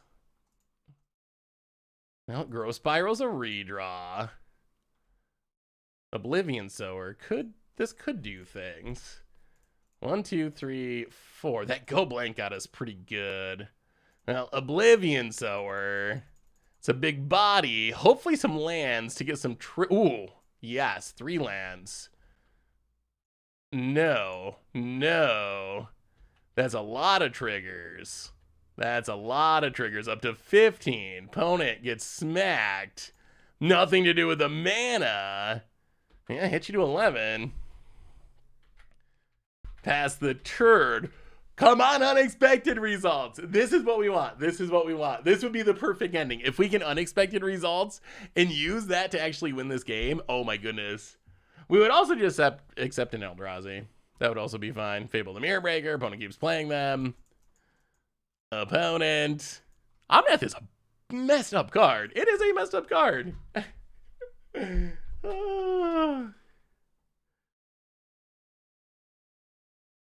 Oh my god. Oh my god. Game. Oh, the Magic Gods love us. The Magic Gods have smiled upon us. That is Big Mom Emrakul. We definitely have the mana to cast it. We can cast it for a full pro. Oh, opponent's gonna rage quit here, I think. How How about a Emrakul? How about an Emrakul? How about an Emrakul? We will control your next turn. We'll smack you in the air. Oh, opponents in for a treat and scoops it up. Ha! Omnath is a mistake. There's no doubt that Omnath is a mistake. Well, I mean, based on this conversation, I think you convinced me to run for Senate. Well, I will say this deck is busted. This deck is busted. This deck is actually really good. So on one hand, it's kind of an Eldrazi ramp deck. I don't know how I feel about this deck. I really don't. What do you think of this deck? The kids are fed. Let's open our treasure. Let's open our treasure. I gotta go get bear, so I don't think I can play the last round, but I will get our treasure chest. What do you think? So on one hand, we played 2 decks today. And we'll open our treasure chest. The bear's getting some food. Match 2. What happened in match 2? Something happened. So we played two decks. Our first deck. Oh, this isn't even the same.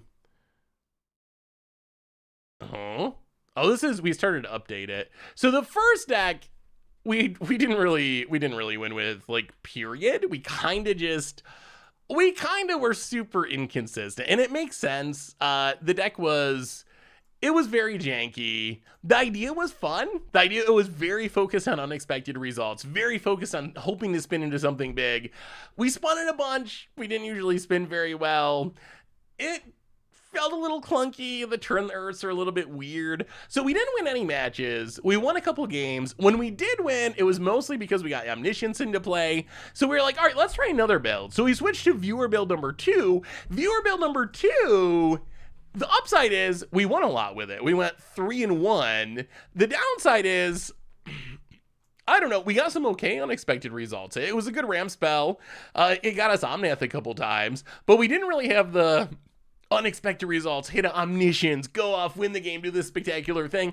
A lot of our wins were like ramp, Oblivion Sower, ramp, Eldrazi, ramp, which is sweet. And it actually, it was mono red. Yeah, we got mono redded into Oblivion. So I don't know. The first deck to me, much worse, but it did feel like it really leaned super hard on unexpected results.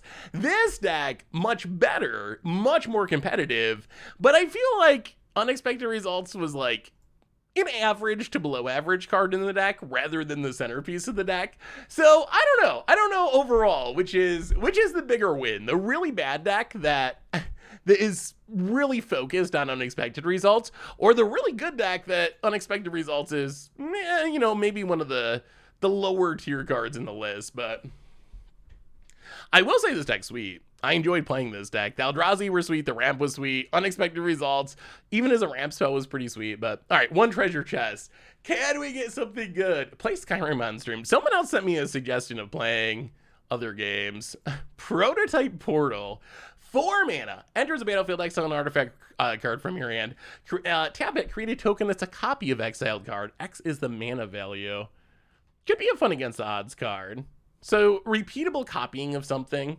This is why I'm hyped about going back to, theoretically going back to New Phyrexia. I loved Original Mirrodin. I love New Phyrexia.